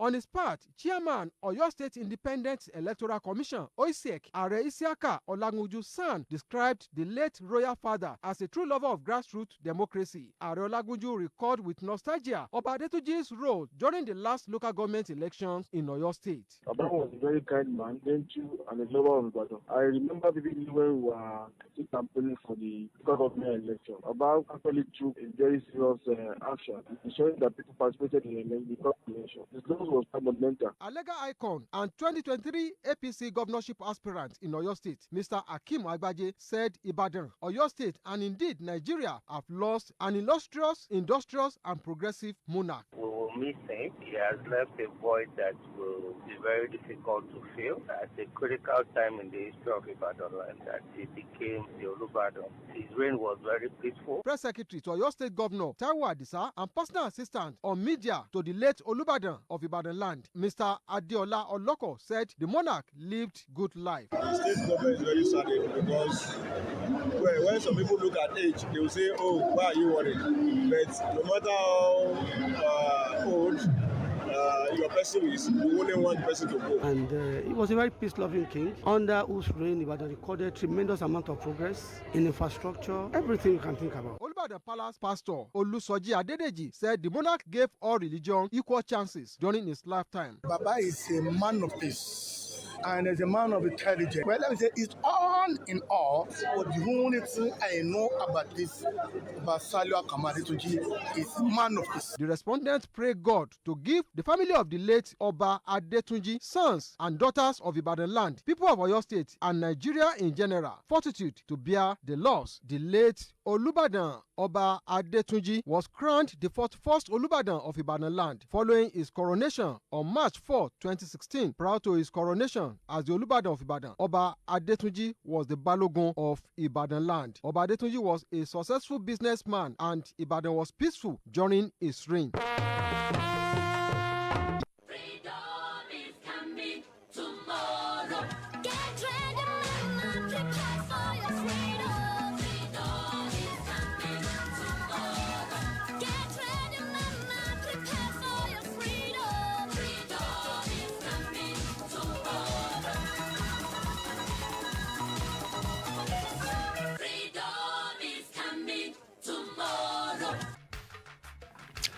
God bless the soul of the late Olubadan.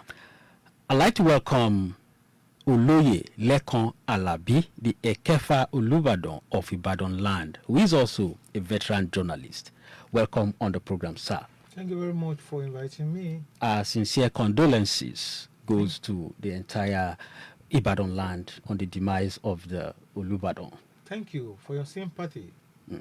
Within the time we have on our hands, we are going to see how we will discuss the personality of the late Olubadan. Who was the late Olubadan, Oba Saliu Adetunji? Kabiyesi, the 41st Olubadan of Ibadan land, who passed on last Sunday, January 2nd, this year, was a godly person, pious, hardworking, humble, successful in all the three areas of life.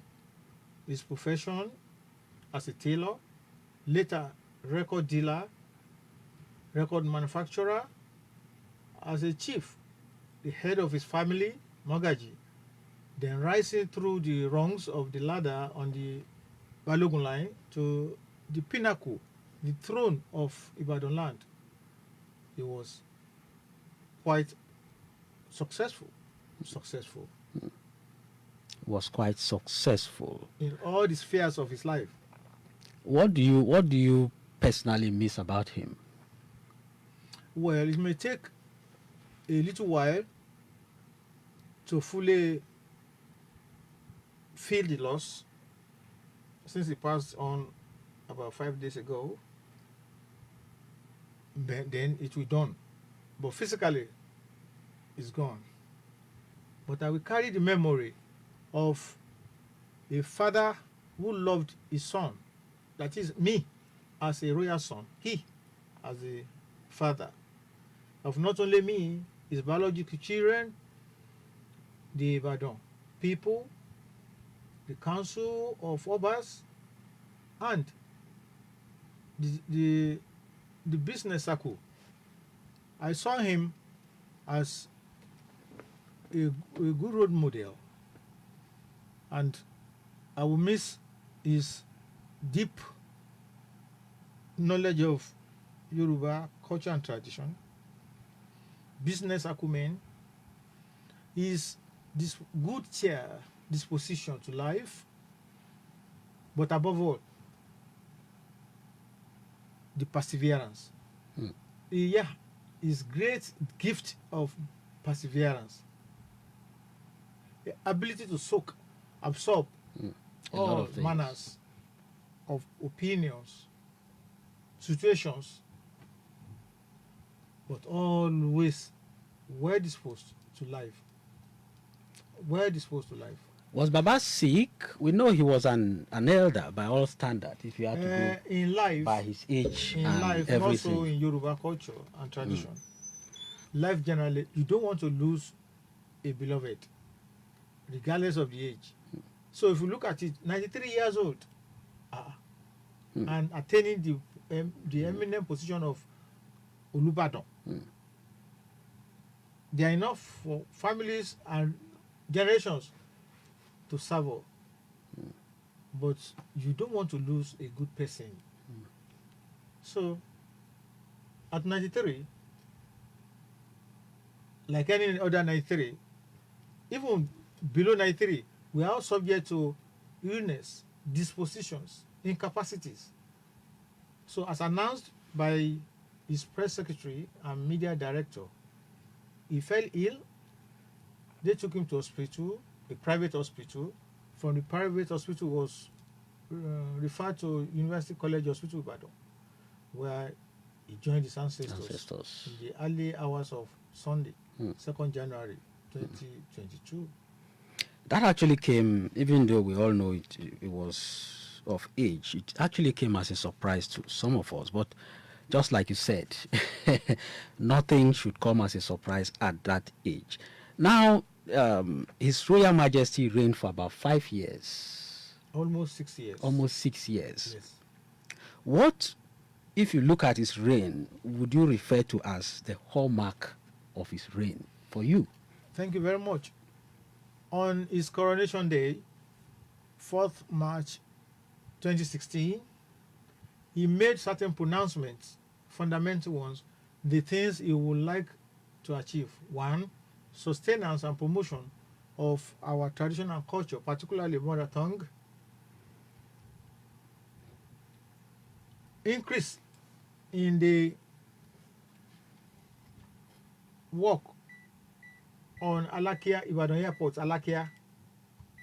3rd, increase in industrialization of Ibadan land and educational institutions. And in all those 4 areas, you will score him above 90%.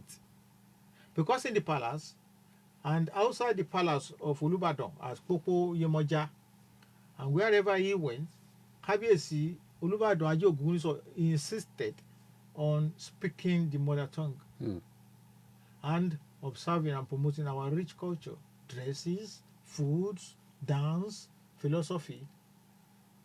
About the last quarter of last year, though he had delegated me to represent him, but eventually he came to the Alakia Airport, Ibadan Airport, Alakia, for the maiden flight of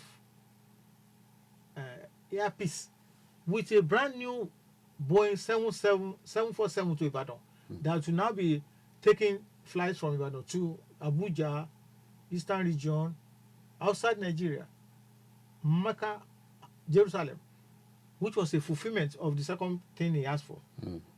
Governor Seyi Makinde and his team, they were there. And 3rd one, industrialization. Despite the hard times that the economy of the world and that of Nigeria are falling, still we witnessed the start of new businesses in this country and the flourishing of existing universities, including the only one of its type in Nigeria, the Technical University, and new institutions. he prayed to God, and his prayers were answered During his reign. during his almost 6-year reign.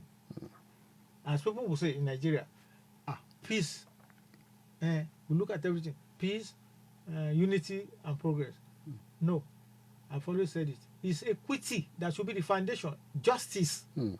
Oh yeah, justice first, which he campaigned for within Ibadan land, Oyo State, Nigeria, and the world. He was a man after justice. Even though the Olubadanship, let me put it that way, in Ibadan land had always been something that doesn't come with any controversy with the way it is structured. The sudden departure of His Royal Majesty almost, gave rise to succession crisis at some point. I'm sure you know what I'm talking about. No. But luckily that was eventually contained by the Olubadan Council. Beautiful. In evolution, we liken Ibadan to that of the United States of America. Today, America, most powerful country in the world, bastion of democracy, where you have all races of the world, African Americans, Irish Americans, German Americans mentioned. The founders of Ibadan, our founders, our fathers, mothers, our ancestors, came to save the face of Yoruba land with the crumble of Oyo Empire. So Ibadan, originally called Ibadan, was a military camp for the valiant of Yoruba stock, who founded this city, maintained, structured it to what we have today. Thereby, when the colonialists came and they read our history and saw what Ibadan did, particularly 1840, driving the jihadists away from Oshogbo, far beyond the walls of Ofa, they said these people are valiant, which they were, we are, and we shall continue to be.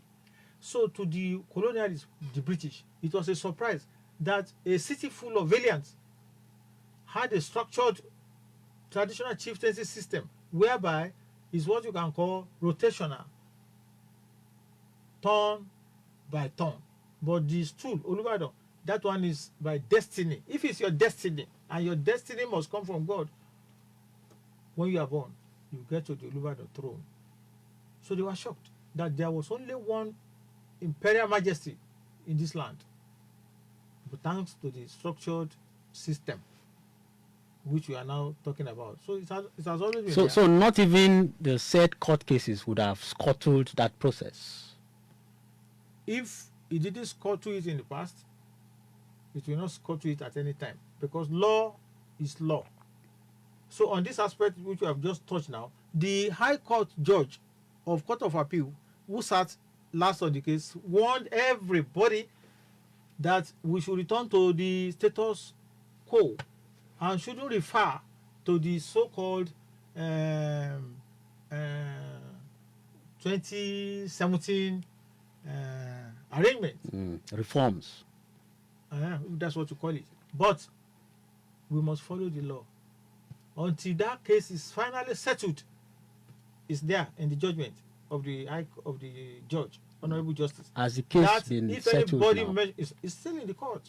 That if anybody mentions it, that person will run foul of the law. So it is a case that has not been finally adjudged or ended. Okay, so that's what the Olubadan Council banked on to take that decision. Which decision did they take? The eventual nomination and designation of they took the Oyo State government was taken to court and it lost.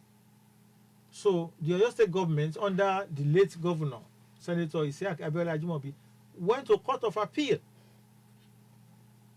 There has not been a final decision on the matter. So it's better we stop here. I don't want to run foul of the law. Yes, and just leave it where it is and move on. Now, Oluye, we now have a designate, an Olubadan designate who will be coming in by the grace of God very soon. Who is he? We know he's Dr. Lekan Balogun.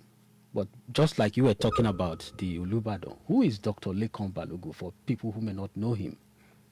When a situation like the one that we have now, whereby the Olubadan has passed on, he came from the Balogun line. There are two lines to the throne of Ibadan Obaship. The Olubadan line and the Balogun line. So Kabiyesi Oba Ajo Ogunsowa came from the Balogun line. And it's a custom, the thing will now rotate to the Olubadan line. So when there is vacancy, people below move up. Chiefs will move up. And by the Ibadan system, until you are formally installed with all the rights done, you don't announce your new position. You don't. So keep it to that one now, because there is a vacancy now on the Olubadan line. Okay. We will now have to move up a step. You move up. You take the last position of your senior. Your junior will take your own position. But as I said, in keeping with tradition, one has moved up. You don't say anything. One has moved up by the grace of God Almighty. But still, in moving up on the Olubadan line, I am the youngest and most junior among the first 7. And by tradition, unless you are authorized to speak on a particular topic or person, you dare not. So I have to keep to the tradition and culture, keep my mouth in the pot of okra. So it means you won't want to say anything about the incoming Olubadan. My mouth in the pot of okra soup. When I leave you now, I've been on the road to 2 other stations previously today. When I leave you, by the grace of God now, I'm going to take steamy hot oka. Oka. Oka. What's oka?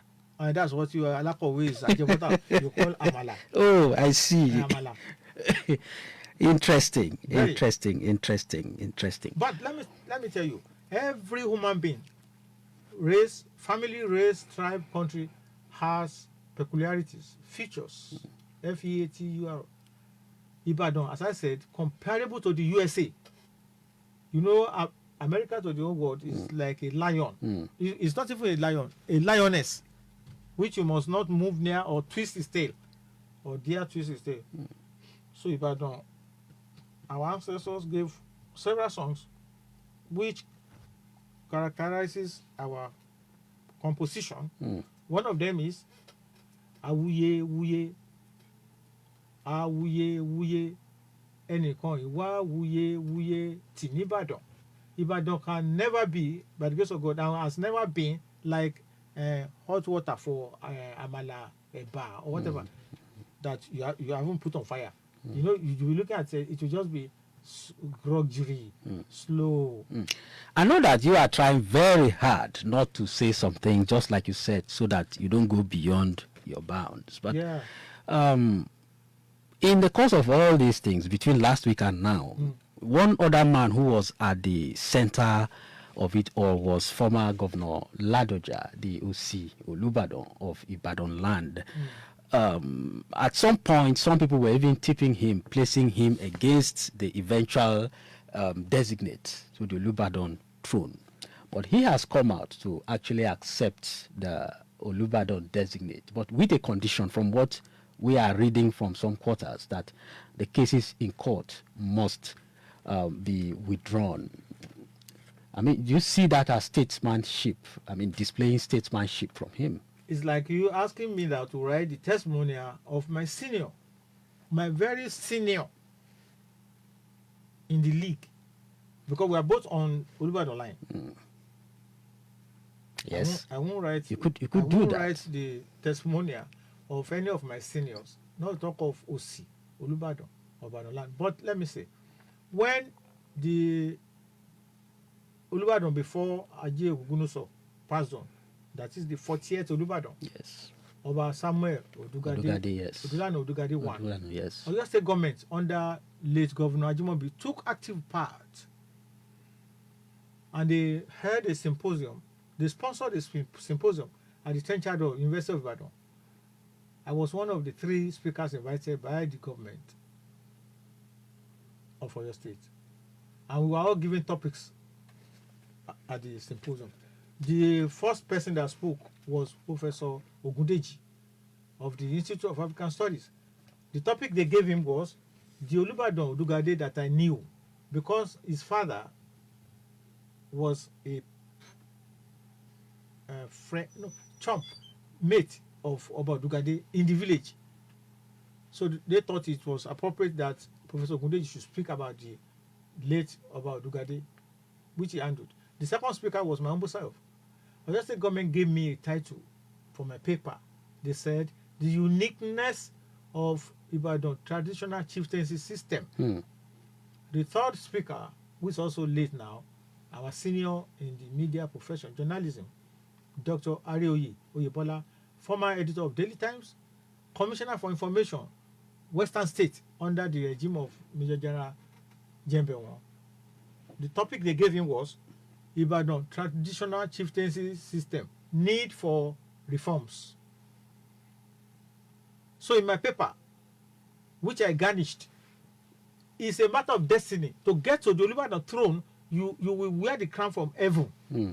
Because you can never be there through litigation, usurpation, whatever shot. The way it's structured, you it's can't even cut corners. Never. You have to go through all the wrongs before you get there. Thank you. So I garnished my paper with to emphasize the divine order of God, that whatever we be, will be. So we are played. We don't have so much time on our hands, but like you said, with the passing of the Olubadan, some people will be moved upwards, and that means some people will be made jagu in the course. The prayer of every Mogaji family. Okay. Look at this. Every Olubadan was a Mogaji. Every Olubadan was a Mogaji. But not all Mogajis will be Olubadan. It's not a cause. Okay. Okay. Well, we are going to be extending the program a bit. I just got that from, because of the time on our hands, I just got that from the general manager that very kind of your manager. We should extend a bit. So I think Very we have to relax a bit. Also, we need to slow down our speed and discuss. You had put the speed of this vehicle at 80. I was working with my time. I'm answerable to authorities. GM, so I didn't want to bite more than I could chew. GM, GM is listening to you. Yes. So let's talk about the various. There are 2 lines now. There are 2 lines, like you said. There have always been 2 distinct lines. Lines, yes. The Balogun line, because in the past, before you could get promoted, installed as Olubadan, as a chief in Ibadan, you must go to war. You must expand Ibadan territory. They had only one line there, Balogun. So when the Europeans came, and especially they stopped the Kiriji War in 1886, the intestine war among the Yorubas, and which Yoruba are they talking about? The Ekiti, Ijesha and others, Ekiti Parapo versus Ibadan army. And they stopped that war. They now said, please, peace, let everybody go back to your towns and let there be peace. So Ibadan now came back, and look at it. When you young ones, the soldiers, the valiant, when you went to war, it was the old generation that kept the city running. So instead of military line only, let's create another line, alternate line called Egbeagba. The civil line. Which today we call. That's what I read about. So they started rotating. So that's how the present situation came about. That if the Olubadan who passes on is from your line, the incoming one should come from the other line. As a result, Kabiyesi, the late Olubadan Aji Ogunso I, may so continue to rest in peace, came from the Balogun line. So, in keeping with the tradition and custom, the next Olubadan will come from our line, Olubadan line. Okay. The Rotation. Balogun line, the Olubadan line. Yeah, that's the two lines that rotate. It's interesting, even though I'm not an Ibadan man, but each time I read, I look at that structure from Jagun to the topmost one. 23, yes, one is 22, 23 steps. one is 23 steps, one is 22. Steps on the Balogun line. Yes. 22 on the Olubadan line. With their various rules and everything. Oh, yes. Custom. The whites want that. Remember that the colonialists, Great Britain and all that, they had a monarchy and they still have. That's why they changed the title of their national anthem whenever gender is on the throne. God save the king, but since Queen Elizabeth mounted the throne, God save the queen. But they wonder who taught our forefathers the Ibadan system. It's 12 o'clock on the dot here on Pensioners 106.7 FM, Agbarigo, Onireke, Ibadan.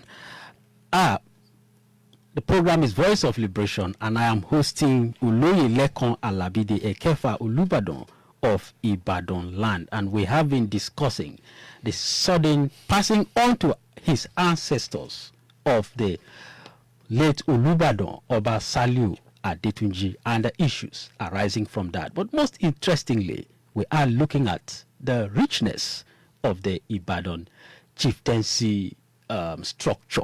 And I mean, there is no better person to discuss this kind of issue than my guest, who happens to be a veteran journalist, well exposed. And Thank you. There are others. So many in one. There are others. So the two lines now that it is like this, you have given us the history of how these things came about. Some of us have been privileged to read the lines, each of the wrongs. While I might not expect that you go through each of the wrongs, we know that the last report we had was that the Olubadan in council has 11 members. The Is it 11 or 12? No. 11, the high chiefs plus the Yalode, the reigning Yalode at a time like this. Yes. I want to ask, who are the people that make the Olubadan in council? The high chiefs. Who are the high chiefs? From what rank? I know there are ranks. From both sides. Yes. 5. Olubadan line. Okay. Balogun line 5. Okay. How many is that? 10. Plus the Yalode. 11. Okay. But if they odd number can never go even. But if there's need in any time they will need to vote, Olubadan can have the last say. Just okay. The Olubadan will have the last say. Yes. Okay. So that makes it 12. Yeah. If the Olubadan is alive. Yeah. But in this case, all the time they are it going was to be demised. discussing succession. They discuss various issues to do with the people, residents, indigenes, economic, political, social, cultural of Ibadan land. And remember, Ibadan land constitutes 11 local government areas. 11. So that's why Ibadan has 60% of the population of Oyo State. So where does the Seriki line come in here? There was a time we were hearing something like that. It's been abolished. What led to it in the first place? Because the reason why it was sustained has been outlived. Seriki line was what you can call the waiting point for the soldiers, the valiant, the young ones, for them to catch up land and be promoted. Since Ibadan ended and the war has ended, the Intestine War, there's no need anymore to groom soldiers.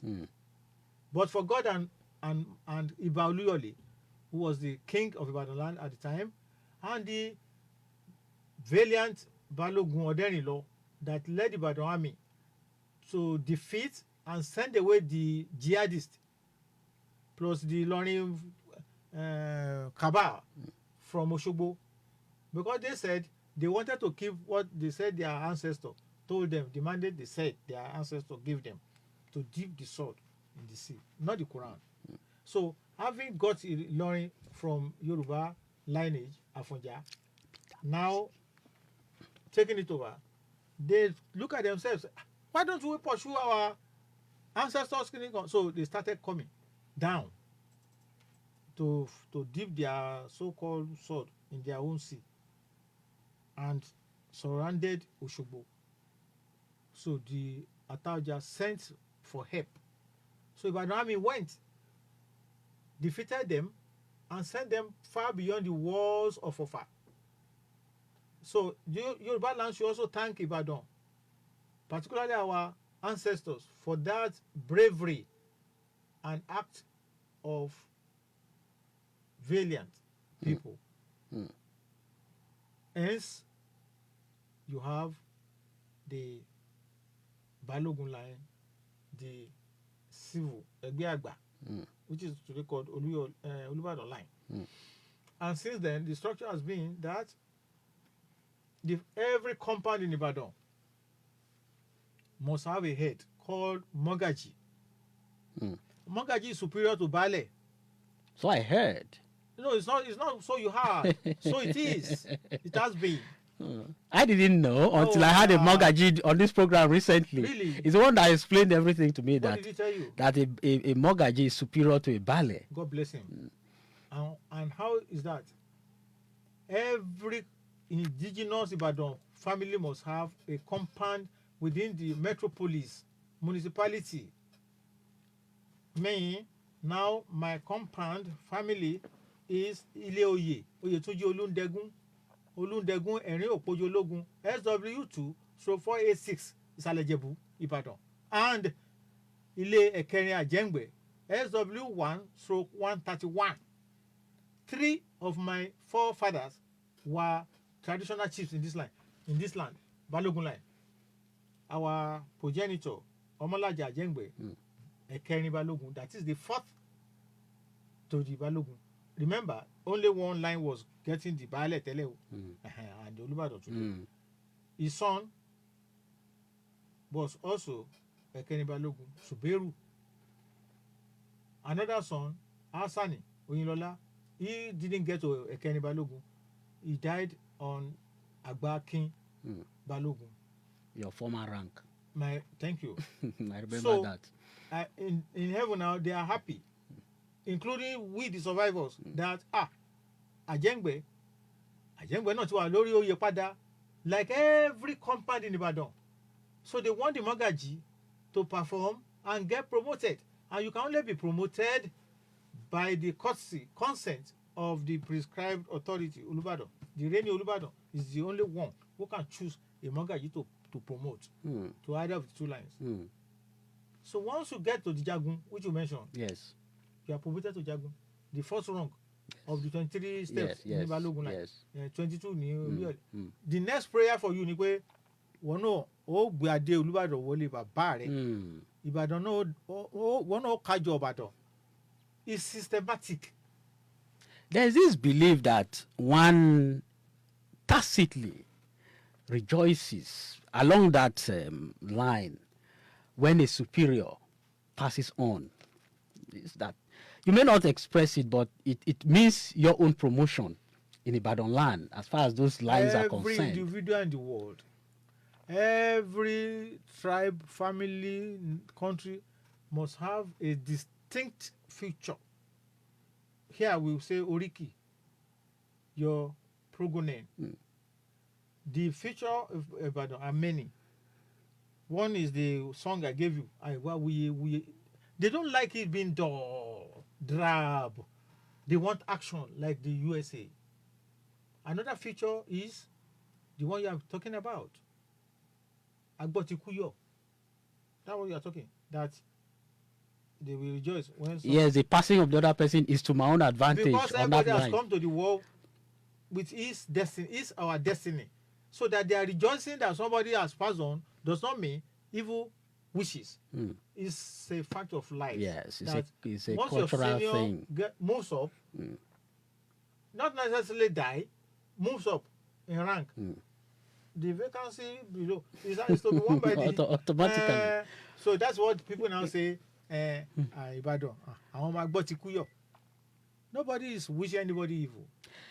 The program is Voice of Liberation on Pensioners 106.7 FM. We've extended the program actually beyond the usual 12 o'clock for a spectacular reason. Now I'm talking to the Oloye Lekon Alabi, the Ekefa Olubadan of Ibadan land, a veteran journalist. You could call into the program and, of course, share your thoughts on some of the issues that we have been discussing, or perhaps greet Baba on the program this morning, who, by the way, looks quite resplendent in his traditional attires, as always, I must say. Thank you very much. It's part of our culture. Let me tell you, culture is an umbrella under which you have mother tongue, dresses, foods, music, philosophy. But the Yorubas, without contesting with any race in the world, we have a nudge, NUDG, and that is Omoluabi. Oh, the ethos of Omoluabi encompasses godliness, chivalry, hard work, respect, love, etc. So, we are still going to take a little tribute for the late Olubadan. And when we come back, I'm going to ask my guest if there is a possibility for anyone who has attained either of these two lines to be disqualified along the line, and what could be the possible reasons for such disqualification. But let's take this call first from the caller. Hello, good morning. Hello, good morning. Hello. Hello, good morning. Hello, good morning. Good morning. Good morning. Yes, this is Hafiz calling from Ibadan. Yes. Welcome. Yes, please, I want to greet our Baba in the house and for his nobility that he has taken his time to express, to do justice to the questions and issues. Thank you. Now, I want to ask this. I'm not trying to be a prophet of doom or try to project what is not or what's really.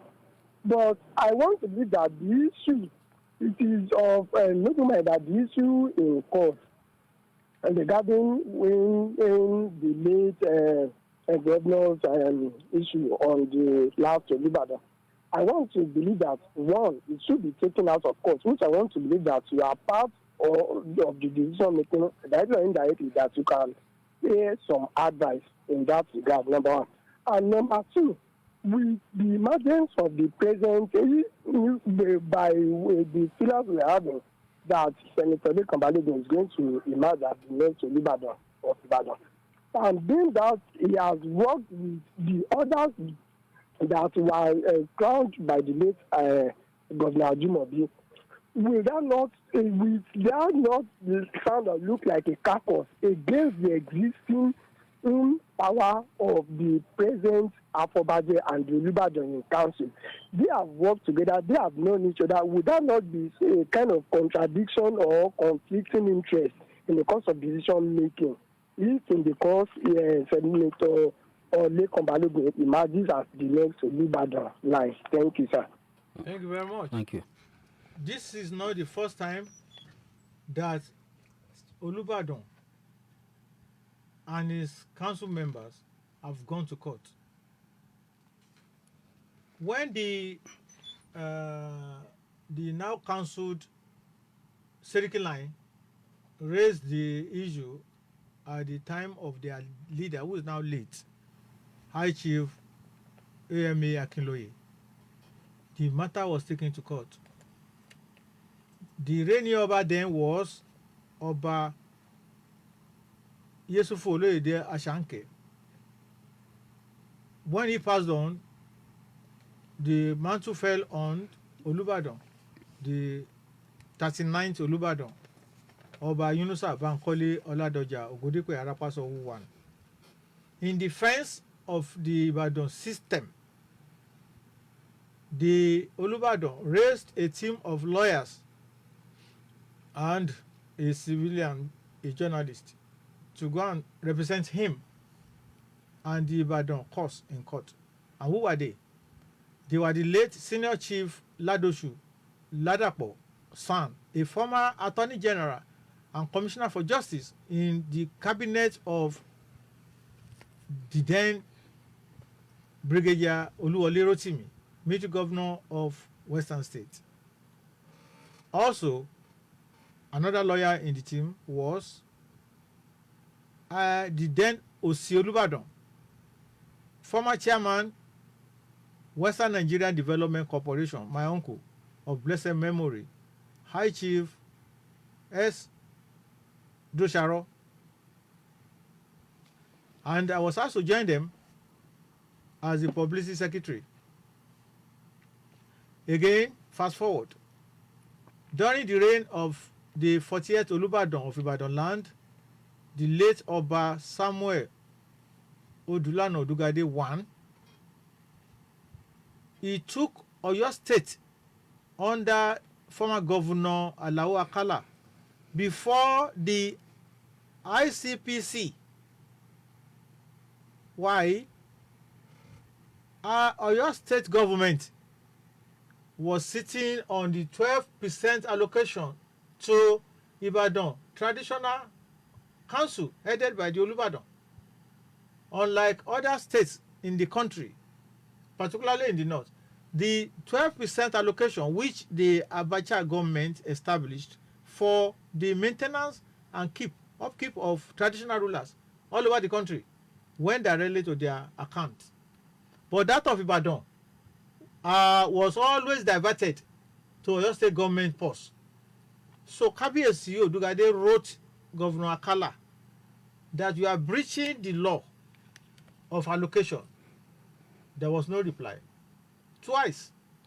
So a radio station, that is the Splash FM, which is under the chairmanship of another lawyer, who is also a senior Ibadan chief, Senior Chief Bayo Akande, they work together.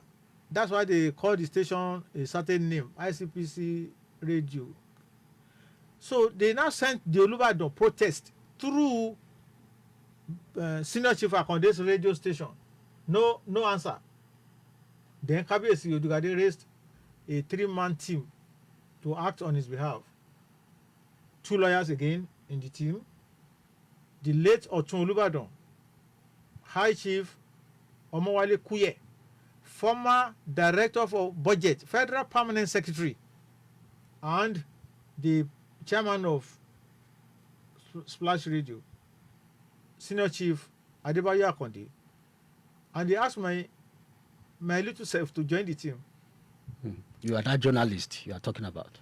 Okay. I'm on the park. You mentioned the journalist, so you are that journalist. Sorry, I forgot. I'm sorry. So we now wrote. Kabiyesi Olubadan Odugade again wrote to ICPC. ICPC now intervened and summoned Olubadan or his representatives and the Oyo State Director of ICPC for a reconciliation meeting at their Bodija office for 11 a.m. The Ibadan team, led by the late High Chief Omowale Kuye, we got to Bodija Ibadan office of ICPC at 10 a.m. because we are always conscious of time. Punctuality. Just like we should be conscious of time here. No, I'm establishing to let people know this is not the first time that Olubadan has gone to court. So the Oyo State governor did not come. Senator Ose Agbola was then the commissioner for local government. He didn't turn up. Nobody represented Oyo State government. The matter is still on.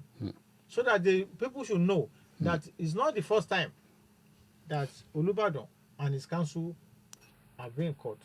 We prefer legal route to solve matters than conflicts and fighting, infighting and everything. Okay, let's take this other call again. Hello, good morning. Hello, good morning. Good morning. It's afternoon. Oh, it's afternoon already. Don't mind me.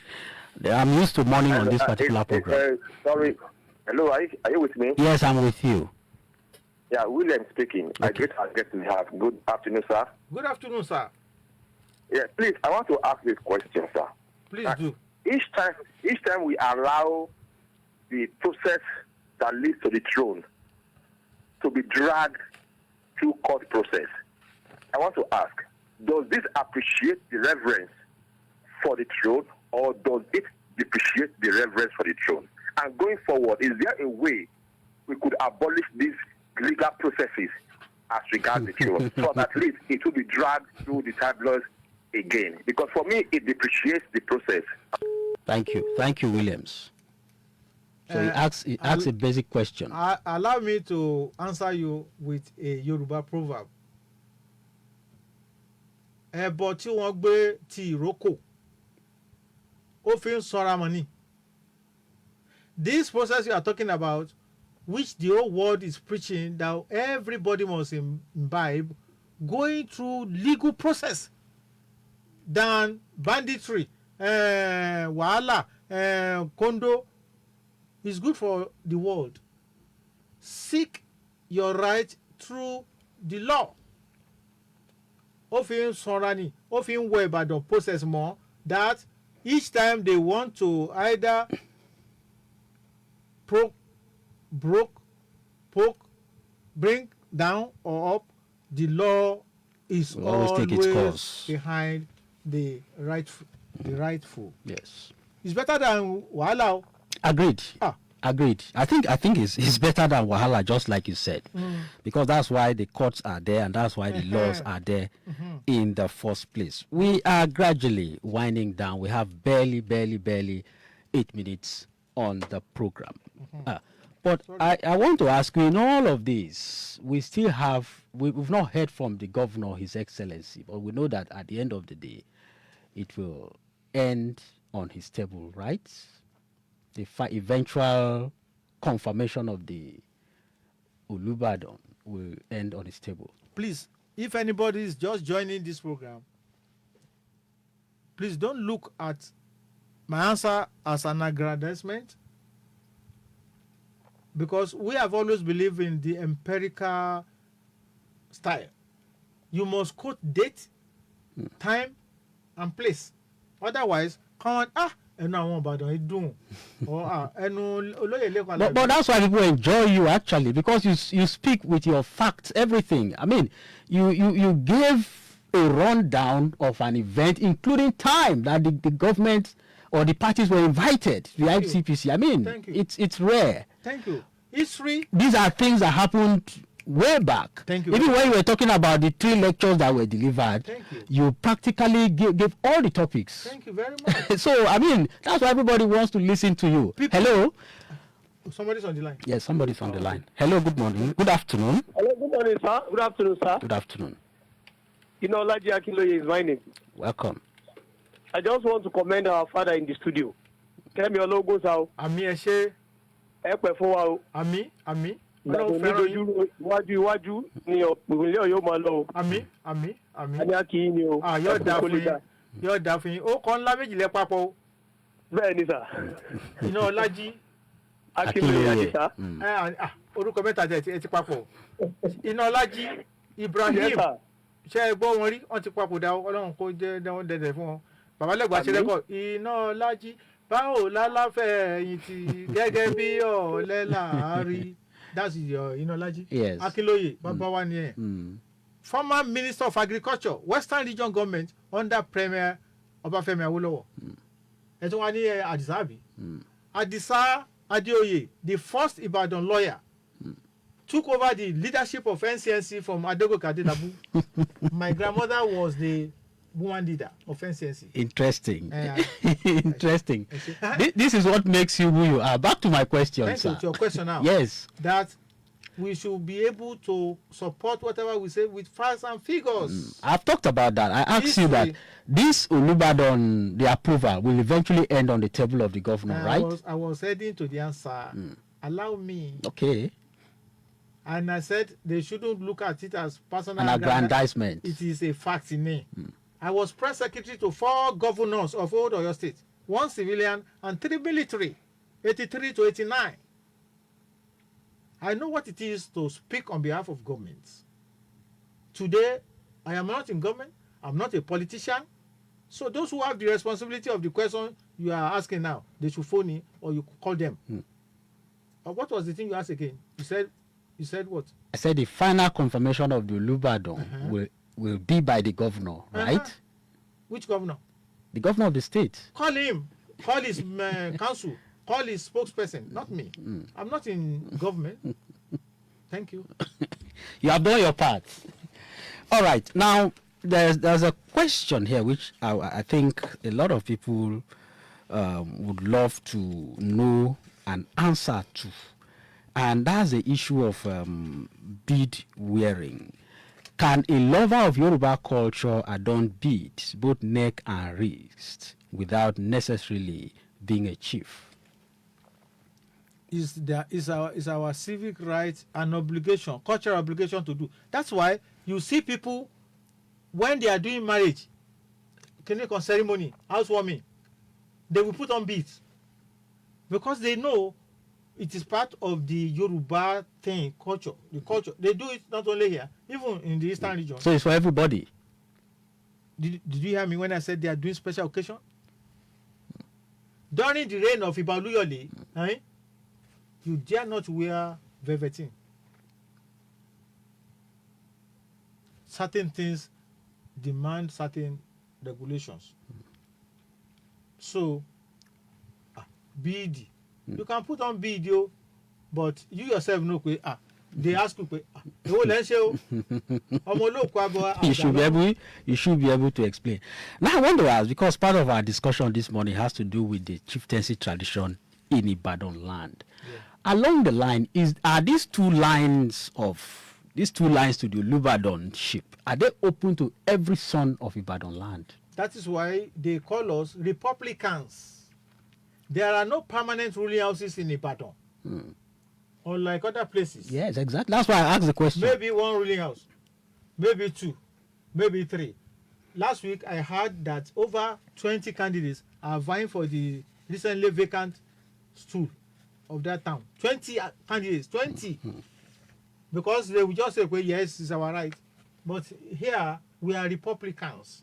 Unless your father or your grandfather or ancestor has mounted the stool of Olubadan, don't affix the prince title or princess. Don't. They will break history for you. So every indigenous Ibadan family has a right and can be hopeful to get the there. Of Olubadan. Okay. Another question I wanted to ask you just before we were interjected at some point is if anyone who has reached those two lines could be disqualified at some point, and what it's part of the clause of the 1957 declaration is there. There's a clause. It's not automatic. And they say number one, A, B, C, D of the clause is disability. Disability could prevent any aspirant or criminal case or any untoward act. It's been there since 1957. Okay, we will soon be leaving the program, Oloye Lekan Alabi. But just before we go, I would like your personal message to Ibadan people with respect to the passing on of the late Olubadan and the plan for a new Olubadan to be installed. What is your message to the people of Ibadan land? First of all, we commiserate with ourselves, the Adetunji family,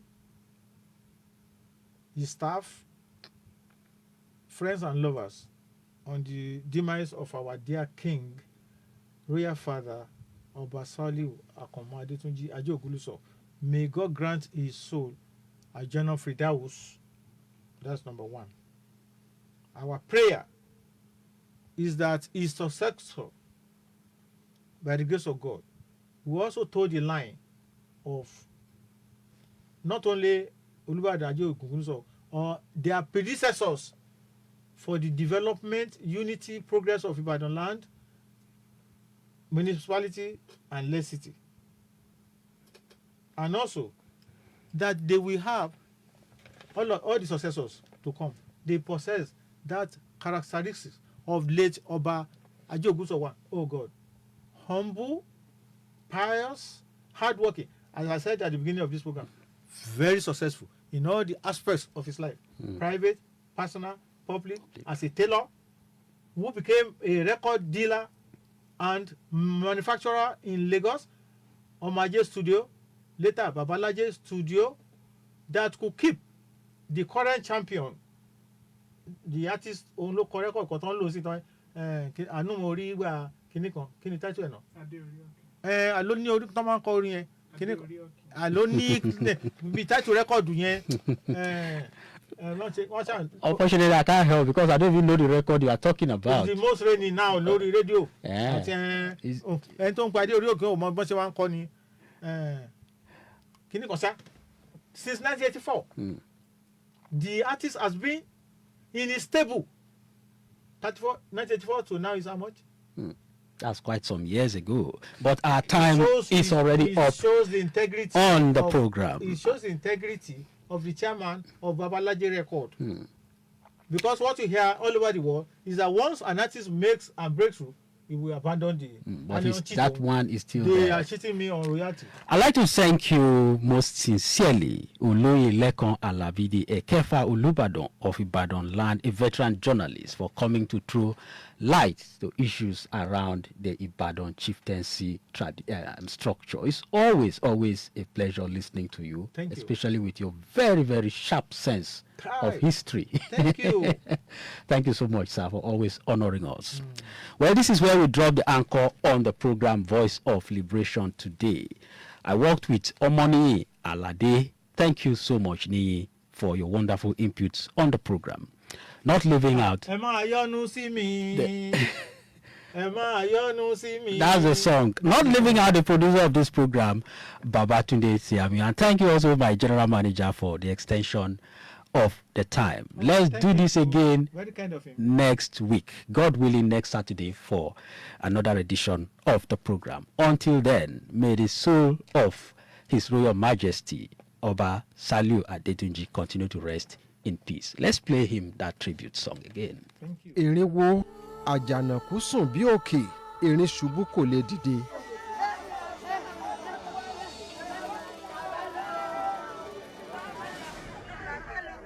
Ọba Saliu Àkànmú Adétúnjí Ajé Ògúngúnnísọ̀ Kínní Olúbàdàn tilẹ̀ Ìbàdàn ti darapọ̀ máwọn baba ńlá rẹ̀. Ìlú Ìbàdàn, ìpínlẹ̀ Ọ̀yọ́, gbogbo Nàìjíríà lápapọ̀, àmàkù ara fẹ́.